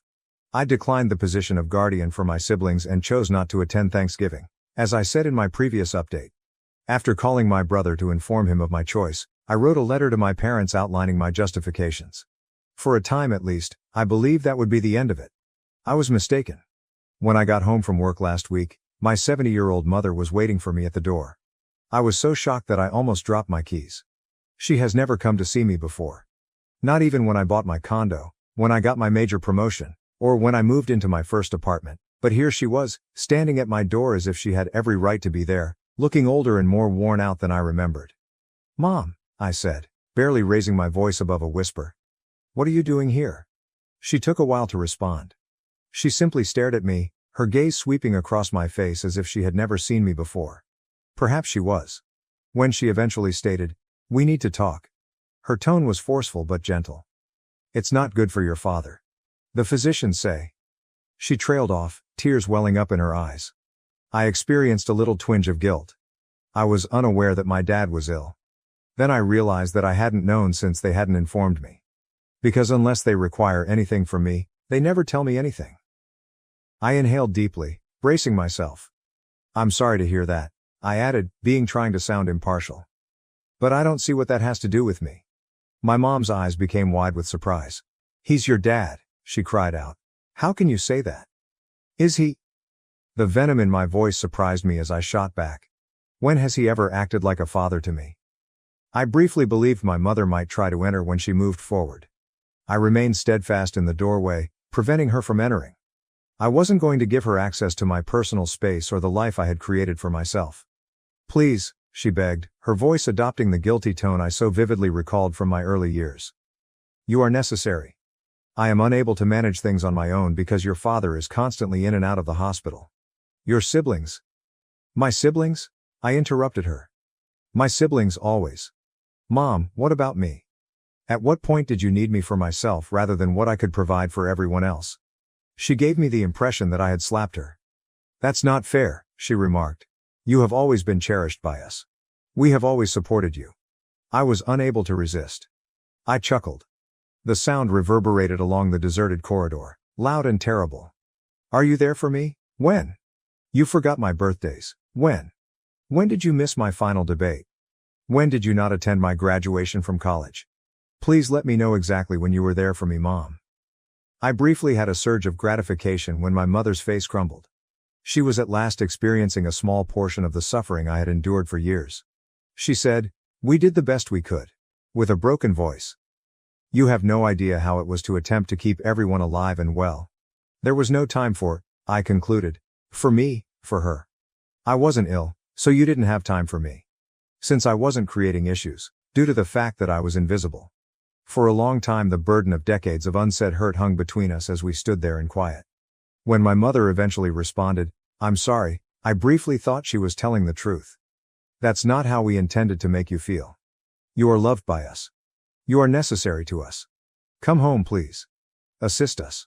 My eyes pricked with tears, but I blinked them away. My family has brought me enough tears. "I can't," I stated firmly. "I refuse to. Now, Mom, I have a life of my own, one I created without you. I won't sacrifice that to serve as your contingency plan." "Backup plan?" she asked again, raising her voice. "Do you believe this to be that? We are your family." I answered, "No." And even I was astonished by how definitive my voice sounded. "You aren't, no longer. I decided to choose my family. My friends, who have helped me, who have stood by me, who have seen me when you had no desire to look." With a look of disbelief and hurt on her face, my mother gazed at me. She remarked, "So that's it? You're just going to turn your back on us?" I gave a headshake. "No, Mother. It's been a while since you abandoned me. I'm simply leaving at last." She didn't answer. Rather, she turned and strode off, her shoulders hunched in surrender. I was both relieved and saddened as I watched her leave. It seemed like the end of something. Possibly the loss of hope and the hope that my parents would one day see me and show me the kind of love I needed. That should be the end of it, I thought. I believed I had stated my stance clearly. However, as usual, life had other ideas. My brother called me a week following my mother's visit. His words, "My father passed away." I sat there looking at my phone, not sure if I should feel guilty, relieved or sad. The news seemed to be about a stranger rather than my own father, and I felt numb. "According to my brother, the funeral is next week. Will you come?" After closing my eyes and inhaling deeply, I answered, "No, I don't think I will." The other end of the line was silent for a long time. My brother finally answered, "I understand." And I was shocked to hear that he didn't sound judgmental. "Take care of yourself, sis." I sat for a while after I hung up, reflecting about my early years, my father, and our unfulfilled connection. I recognized that I no longer needed his attention and praise after reflecting on all the times I had wanted for it. I've devoted a significant portion of my life to gaining my family's affection and attention. In actuality, though, I no longer require their approval. I am proud of the life I have created for myself. I have a career I'm enthusiastic about, friends who adore me, and a sense of self-worth independent of other people's opinions. The passing of my father feels like the end of a chapter, a depressing one, full of unmet words and lost chances. However, it's already over, and I can't alter it. I just have to keep going. I will not be attending the funeral. Neither my mother nor my siblings will be contacted. It's not because I'm angry or spiteful. I've moved on from it. It's just that I've come to the realization that I no longer belong in that environment. I've outgrown it. I want those who might criticize me for my choice to realize that it has nothing to do with forgiveness or the lack of it. It has to do with protecting oneself. It's about realizing that sometimes walking away is the healthiest course of action and that some relationships are too damaged to be repaired.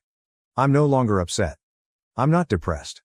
I'm just free from the burden of unmet expectations, free from the hurt of being ignored and underappreciated, and free to live my life as I see fit without the dysfunctional shadow of my family hovering over me. I want to express my gratitude to everyone who has followed my story and provided encouragement and guidance. During one of the most trying times in my life, your comments have given me courage and consolation. You've given me the confidence to advocate for myself and put my needs ahead of those of others. My last update will be this one. I'm concentrating on my future from now on, one that I can control and that is unencumbered by the burdens of my past. In some ways, it's frightening, but it's also quite freeing. I want to let everyone know that it's acceptable to make your own decisions, especially if they are in a similar circumstance, are having trouble meeting expectations from family, or feel unnoticed or underappreciated. Even if the ties are with family, it's acceptable to leave them if they are hurting you. You are worthy of being appreciated, seen, and loved for who you are. One final time, I want to thank you all for being the encouraging group of people I never had as a child. You can never know how much your understanding and kindness have meant. My family favored my sister and ignored me at her wedding, but at mine, she reconciled by gifting me our grandmother's heirloom bracelet. As a 42-year-old who has struggled with complicated family matters for as long as I can remember, I believe the time has come to tell my tale. To put it mildly, my relationship with my 38-year-old younger sister has never been easy. I've always felt like I was playing second fiddle in my own family, and it's obvious that our parents have always preferred her above me. Almost every element of my life, including my relationships, professional decisions, and even sense of self-worth, has been influenced by this emotion. My sister was the center of my parents' attention from an early age. I was more introverted and, to be honest, lonely, but she was always the gregarious, popular one. I very well recall the celebration for my 10th birthday. Only a few of the students who were invited by my parents came up. My sister, who was only 6 at the time, managed to steal the show and keep everyone entertained with her antics. When I stealthily went away to my room, holding back tears, my parents hardly noticed because they were so preoccupied with her. I was merely there at school, while my sister was the life of the party. "Why can't you be more outgoing like your sister?" is something I've heard more times than I can count. "And your sister is so lively, why aren't you?" These comparisons never stopped, gradually eroding my sense of self-worth. I began to think that there must be a problem with me, that just because I wasn't like my sister, I wasn't good enough. The preference only became more obvious as we got older. I made a valiant attempt to forge my own professional path, but my parents never seemed to appreciate it. It has always been, "You should network more like your sister." Or, "If you were as charming as your sister, you'd get promoted faster." Every achievement I made was compared to my sister's, and they always thought I fell short. I gave my best to my work in the hopes that my parents would eventually recognize my value if I could just achieve enough success. As I advanced in my job, I gave up my personal life to work late into the night and on the weekends. I recall working 80-hour weeks for months on end on one particularly taxing job. I was thrilled to contact my parents to tell them that I had finally gotten a significant client for my business. How did they react? "Oh, sweetheart, that's lovely. Have we informed you of your sister's recent employment? It will be 6 digits for her." That was always the case. It was never enough for them, no matter how high I climbed. In contrast, my sister managed to get by on her charm and the steadfast backing of our parents. Please understand that I adore my sister. She is not a nasty person, and I am aware that our parents' different treatment of us is not her fault. However, it might be difficult to avoid feeling bitter at times, particularly when she appears unaware of the privileged treatment she receives. My sister got married last month. It would be an understatement to say that our parents were ecstatic. They dedicated a large portion of their cash as well as their hearts and souls to organizing the wedding. I thought it may be an opportunity for us to strengthen our family ties, so I offered to assist with the preparations, but I was graciously turned down at every stage. "Oh, you're so busy with work, we wouldn't want to bother you," they'd reply. In actuality though, they didn't want me to get involved. I made an effort to be upbeat, telling myself that it wasn't about me and that it was my sister's big day. However, I began to feel increasingly alienated from my own family as the wedding day drew near. When I learned that my parents had asked my sister's best friend to be her maid of honor without even taking me into consideration, it was the last straw. My mother simply remarked, "Well, you're not really the maid of honor type, are you?" When I challenged them about it. "We believed that a lower function would better suit you." The actual wedding day was challenging. My sister was praised throughout our parents' remarks, which included stories about her early years and their pride in the lady she had grown into. Not a word about me was said. They acted as though I didn't exist and that the three of them made up their entire family. On the inside, I felt like I was crumbling, but I sat there trying to smile. I heard my mother speaking to one of her friends after the ceremony. "We're so relieved," she remarked. "We were worried we might never get to experience a wedding day like this." It was obvious that they didn't believe I would ever get married. The worst was still to come, but it felt like a kick to the belly. My mother drew me aside later that night. I briefly entertained the idea that she may express regret for not including me in the remarks. Rather, she said something that will always stick in my memory. "Don't stress about your wedding. Since this might be the only one we get to plan, we put our all into it." We wanted to ensure that we did it correctly. Something broke inside of me at that very instant. All of the years I had spent feeling inferior and attempting to get their acceptance came tumbling down. However, it also seemed as though a fog had dissipated. I realized for the first time just how poisonous our family dynamic had become. The problem is that I'm not some lonesome spinster that they should be concerned about. 39M, my amazing fiancé, believes in me and loves me for who I am, not what he believes I should be. He has supported me through all of this family dysfunction over our 2 years of dating. It was him who persuaded me to go to therapy and begin addressing my problems with self-esteem. 3 years ago, I met my fiancé during a seminar at work. I was reluctant to let him in at first. I'd been scared of partnerships for years because I felt unworthy. However, he was gentle and patient, gradually dismantling the barriers I had put up around myself. I can still clearly recall the instant I knew I was falling for him. As we spent a peaceful evening together, I told him about a challenging workday. He simply listened without trying to solve problems or make things better. Then he said, "You realize how wonderful you are? You are amazing in the way you approach problems and the way you take pride in your job." I felt genuinely noticed and valued for who I am for the first time in my life. All of this familial drama has been greatly supported by my fiancé. He has comforted me when I've sobbed following tough phone conversations with my parents. He has urged me to put my own mental health first and to establish limits. Furthermore, he has never made me feel inadequate or likened me to my sister. Since college, 41F, my incredible best friend, has been by my side. When I'm feeling overwhelmed by self-doubt, she's always there to remind me of my strengths. She repeatedly reassured me that I deserved more while holding me while I sobbed after the wedding. In my life, our connection has consistently provided encouragement and affirmation. She has witnessed my darkest moments and has never passed judgment on my difficulties with my family. Rather, she has consistently provided me with a sympathetic ear, a shoulder to weep on, and occasionally a harsh reality check when I begin to internalize my parents' criticism. Building a life away from the influence of my family has also been greatly aided by my best buddy. She is the one who inspired me to follow interests and pastimes that I find enjoyable, even if they don't align with my parents' preferences.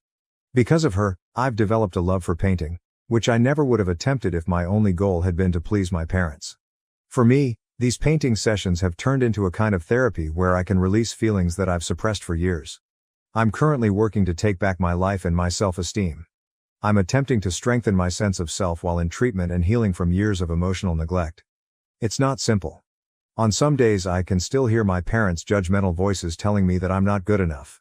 However, I'm learning to confront those ideas and remind myself of my own value and potential. My fiancé and I are discussing our own wedding plans, which will be small and personal and accurately represent who we are as a pair.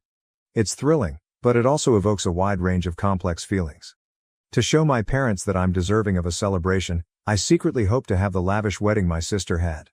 However, I'm making an effort to remind myself that this day should be about me and my fiancé, not about giving my family proof of anything. I'm also trying to figure out why my sister and I are treated so differently by our parents in therapy. According to my therapist, my parents' actions may be a result of their own fears and unmet expectations. With her gregarious demeanor and social success, my sister might be the embodiment of everything they've always wanted to be. They might be reminded of their own perceived shortcomings by my more reserved demeanor and emphasis on professional achievement. This lets me see them as flawed people rather than as all-powerful people whose approval I must gain, even while it doesn't justify their actions. However, I'm having trouble deciding how to proceed with my family. I want to completely cut them off in order to shield myself from more harm. I also harbor the hope that we might be able to mend our friendship. However, I'm not really sure where to begin. I've considered going up to them and telling them how they've harmed me over the years, but I'm scared they'll just brush it off as they always do. Even worse, they'll reverse it and blame me for my sister's success, saying that I'm the issue because I'm too sensitive or envious. According to my fiancé, I ought to offer them one final opportunity to get together and discuss our relationship openly. He thinks there's a chance they would realize and desire to change if I can articulate how their actions have affected me. He has volunteered to support me by being present if I choose to have this chat. However, my best friend believes that I should put my own recovery first and avoid them, at least for the time being. She fears that attempting to mend the relationship before I've resolved my personal problems completely could hinder my advancement. Instead, she said, I might want to write them a letter to describe how I feel without having to respond right away. I'm conflicted. They are my family, on the one hand. A part of me still yearns for their affection and acceptance in spite of everything. There are both pleasant and painful memories in me, such as my mom consoling me after my first heartbreak and my dad teaching me how to ride a bike. I question whether it's worth struggling for those moments of connection. However, I'm worn out after years of trying to live up to their expectations only to be ignored and underappreciated all the time. I'm concerned that if I keep talking to them, I might not be able to get well and go on with my life. Additionally, I fear that my future children will experience the same suffering and insecurity that I have. As I type this, I'm aware that I've never really put all of these emotions into words before. It is both overpowering and somewhat freeing. I've devoted a significant portion of my life to attempting to fulfill the expectations of my parents. I'm now at last beginning to understand who I am and what I desire. I'm looking to you, Reddit, for guidance. How would you respond if I were you? How can I handle this complicated familial situation? Should I concentrate on starting a new family with my fiancé and friends who genuinely care about me, or is there any chance that we may mend our relationship? If any of you have experienced comparable circumstances, how did you respond? Was it best for you to keep your distance from your family, or were you able to mend your relationship with them? How did you handle the guilt and the pressure from society to keep family ties intact if you did remove yourself?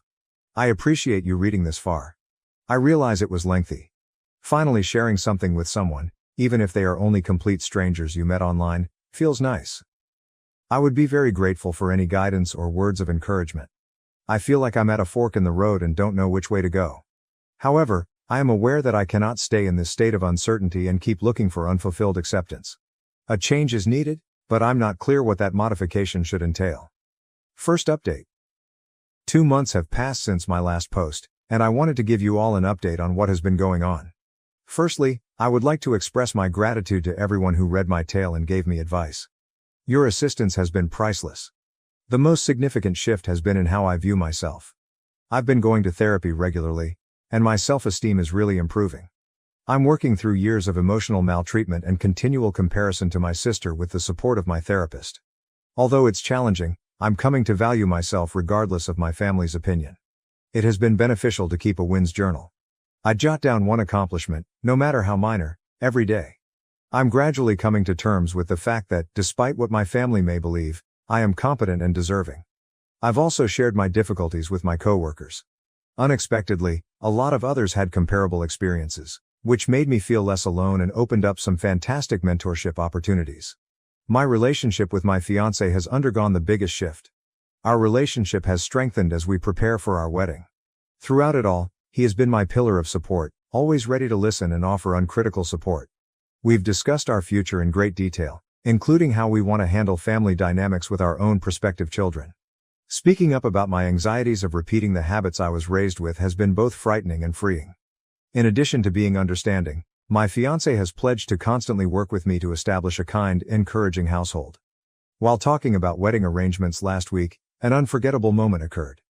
To show my family that I'm deserving of a celebration, I acknowledge that a part of me wants a lavish wedding like my sister's. "You don't have to prove anything to anyone," my fiancé replied. "I want our wedding to be about us, not your parents or anybody else, because you deserve to be celebrated every day." His remarks served as a warning. I came to the realization that I was still unconsciously trying to win my parents' approval. We have now made the decision to organize a wedding that accurately captures who we are as a couple.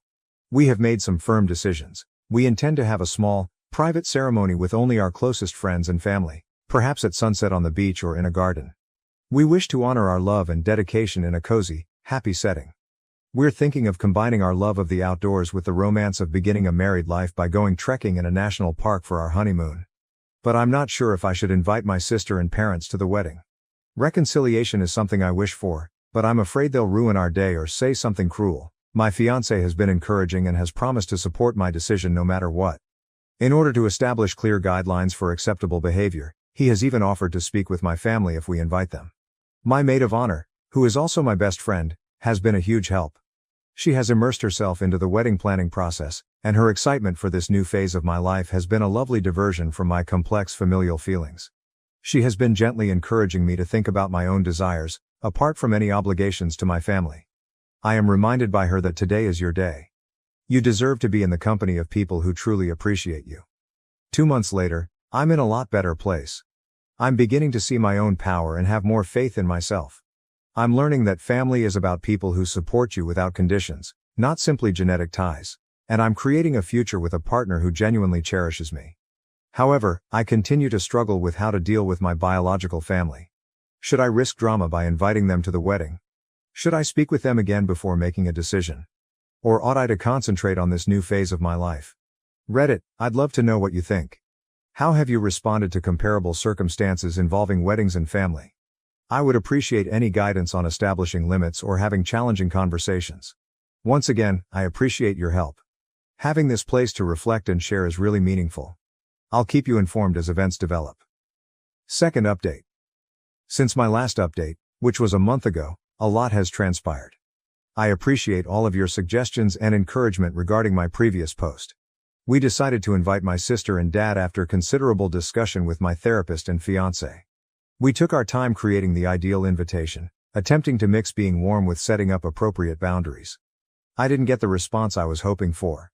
My mother called me 3 days after I sent out the invites. She initially appeared thrilled, but then the inquiries began. Why is the wedding so small? Do you not wish to have a formal celebration as your sister did? She laughed when I told her that we wanted a small ceremony that was true to who we were. You've always been really challenging. For once, can't you simply act normally? I made an effort to maintain my composure by applying the strategies I've been learning in therapy. I clarified that since it was our day, we intended to celebrate it any way we saw fit. My father picked up the phone at that point. I have been speaking with your mother, he stated forcefully. We believe that this little wedding is a mistake on your part. Family members find it embarrassing. What are people going to think? I was taken aback. They continued to care more about looks than about how happy I was. I remained calm and informed them that although I valued their opinions, the choice was definitive. My father was upset and my mother was crying as the call ended.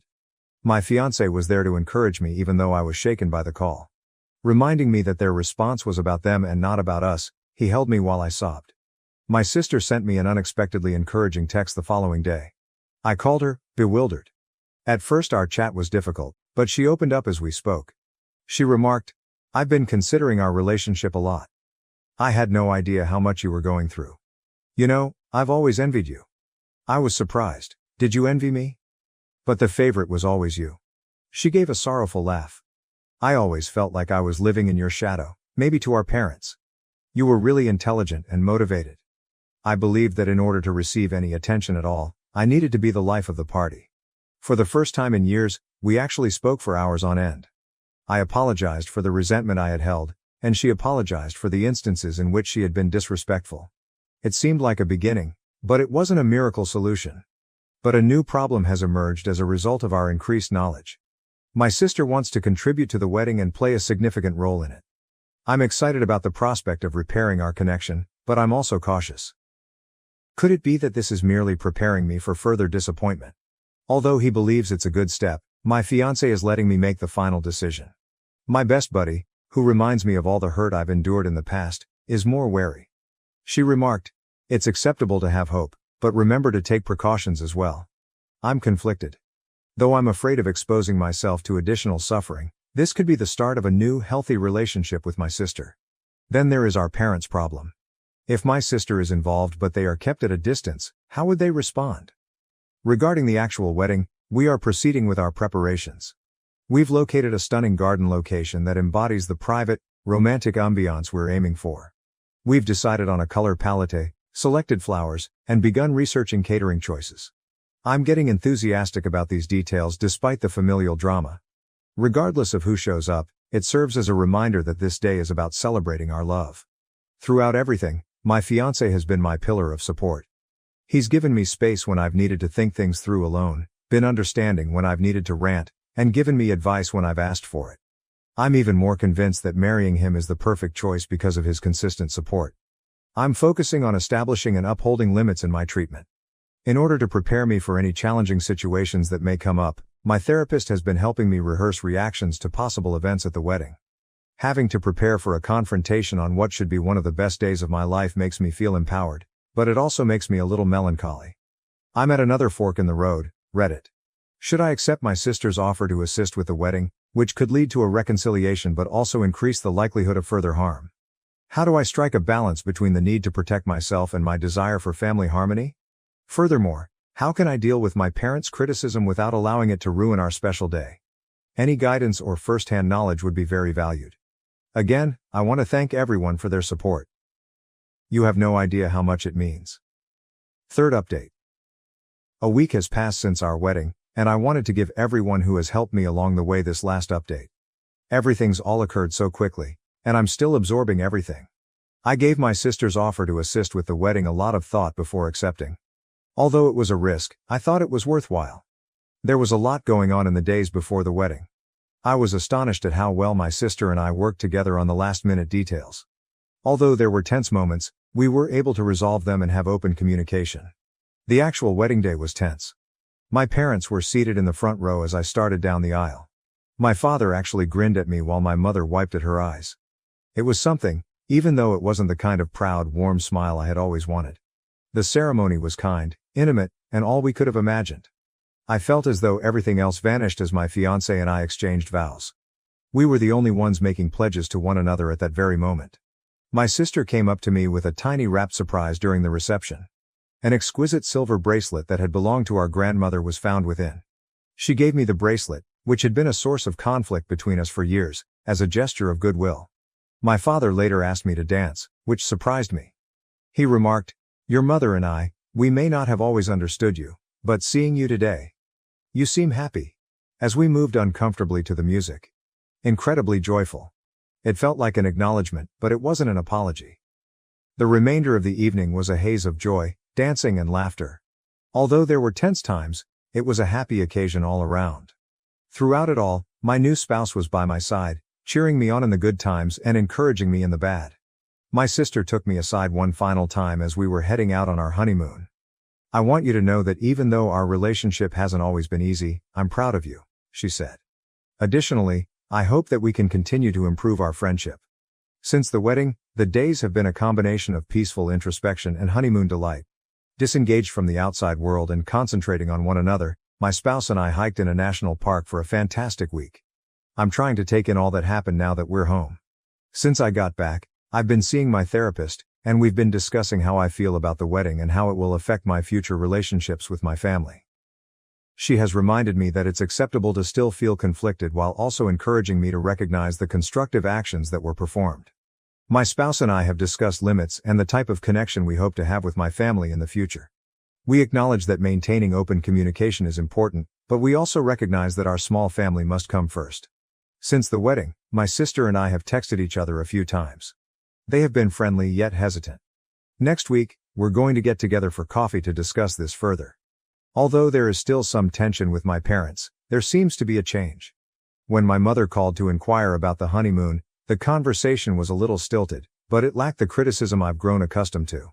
I'm struck by how much has changed as I think back on the entire experience, from my first post to this point. I'm not gullible enough to believe that our family's problems are all behind us. I'm aware that much work remains to be done, but I feel hopeful for the first time in a long time. This process has taught me a lot about who I am. Even when people don't value me, I've learned to set boundaries, stand up for what I want and value myself. I've discovered that while it's acceptable to wish for improved ties with my family, their acceptance does not determine my value. Above all, I've discovered that family isn't just about blood, it's also about the people who encourage you, share in your happiness, and support you through your hardships. Through this, my best friend, my spouse, and even some of you on Reddit have been like family to me. I want to let anyone who is dealing with comparable family problems know that things do get better. It may not be flawless. It may not be what you had anticipated. However, there is still hope. Don't be scared to set boundaries. Surround yourself with people that genuinely care about you and keep improving yourself. Once again, I want to thank everyone for their support along this trip. I have greatly benefited from your counsel, support, and shared experiences. Without you, I couldn't have survived this. Cheers to fresh starts, recovery, and building the kind of love and support that each of us deserves.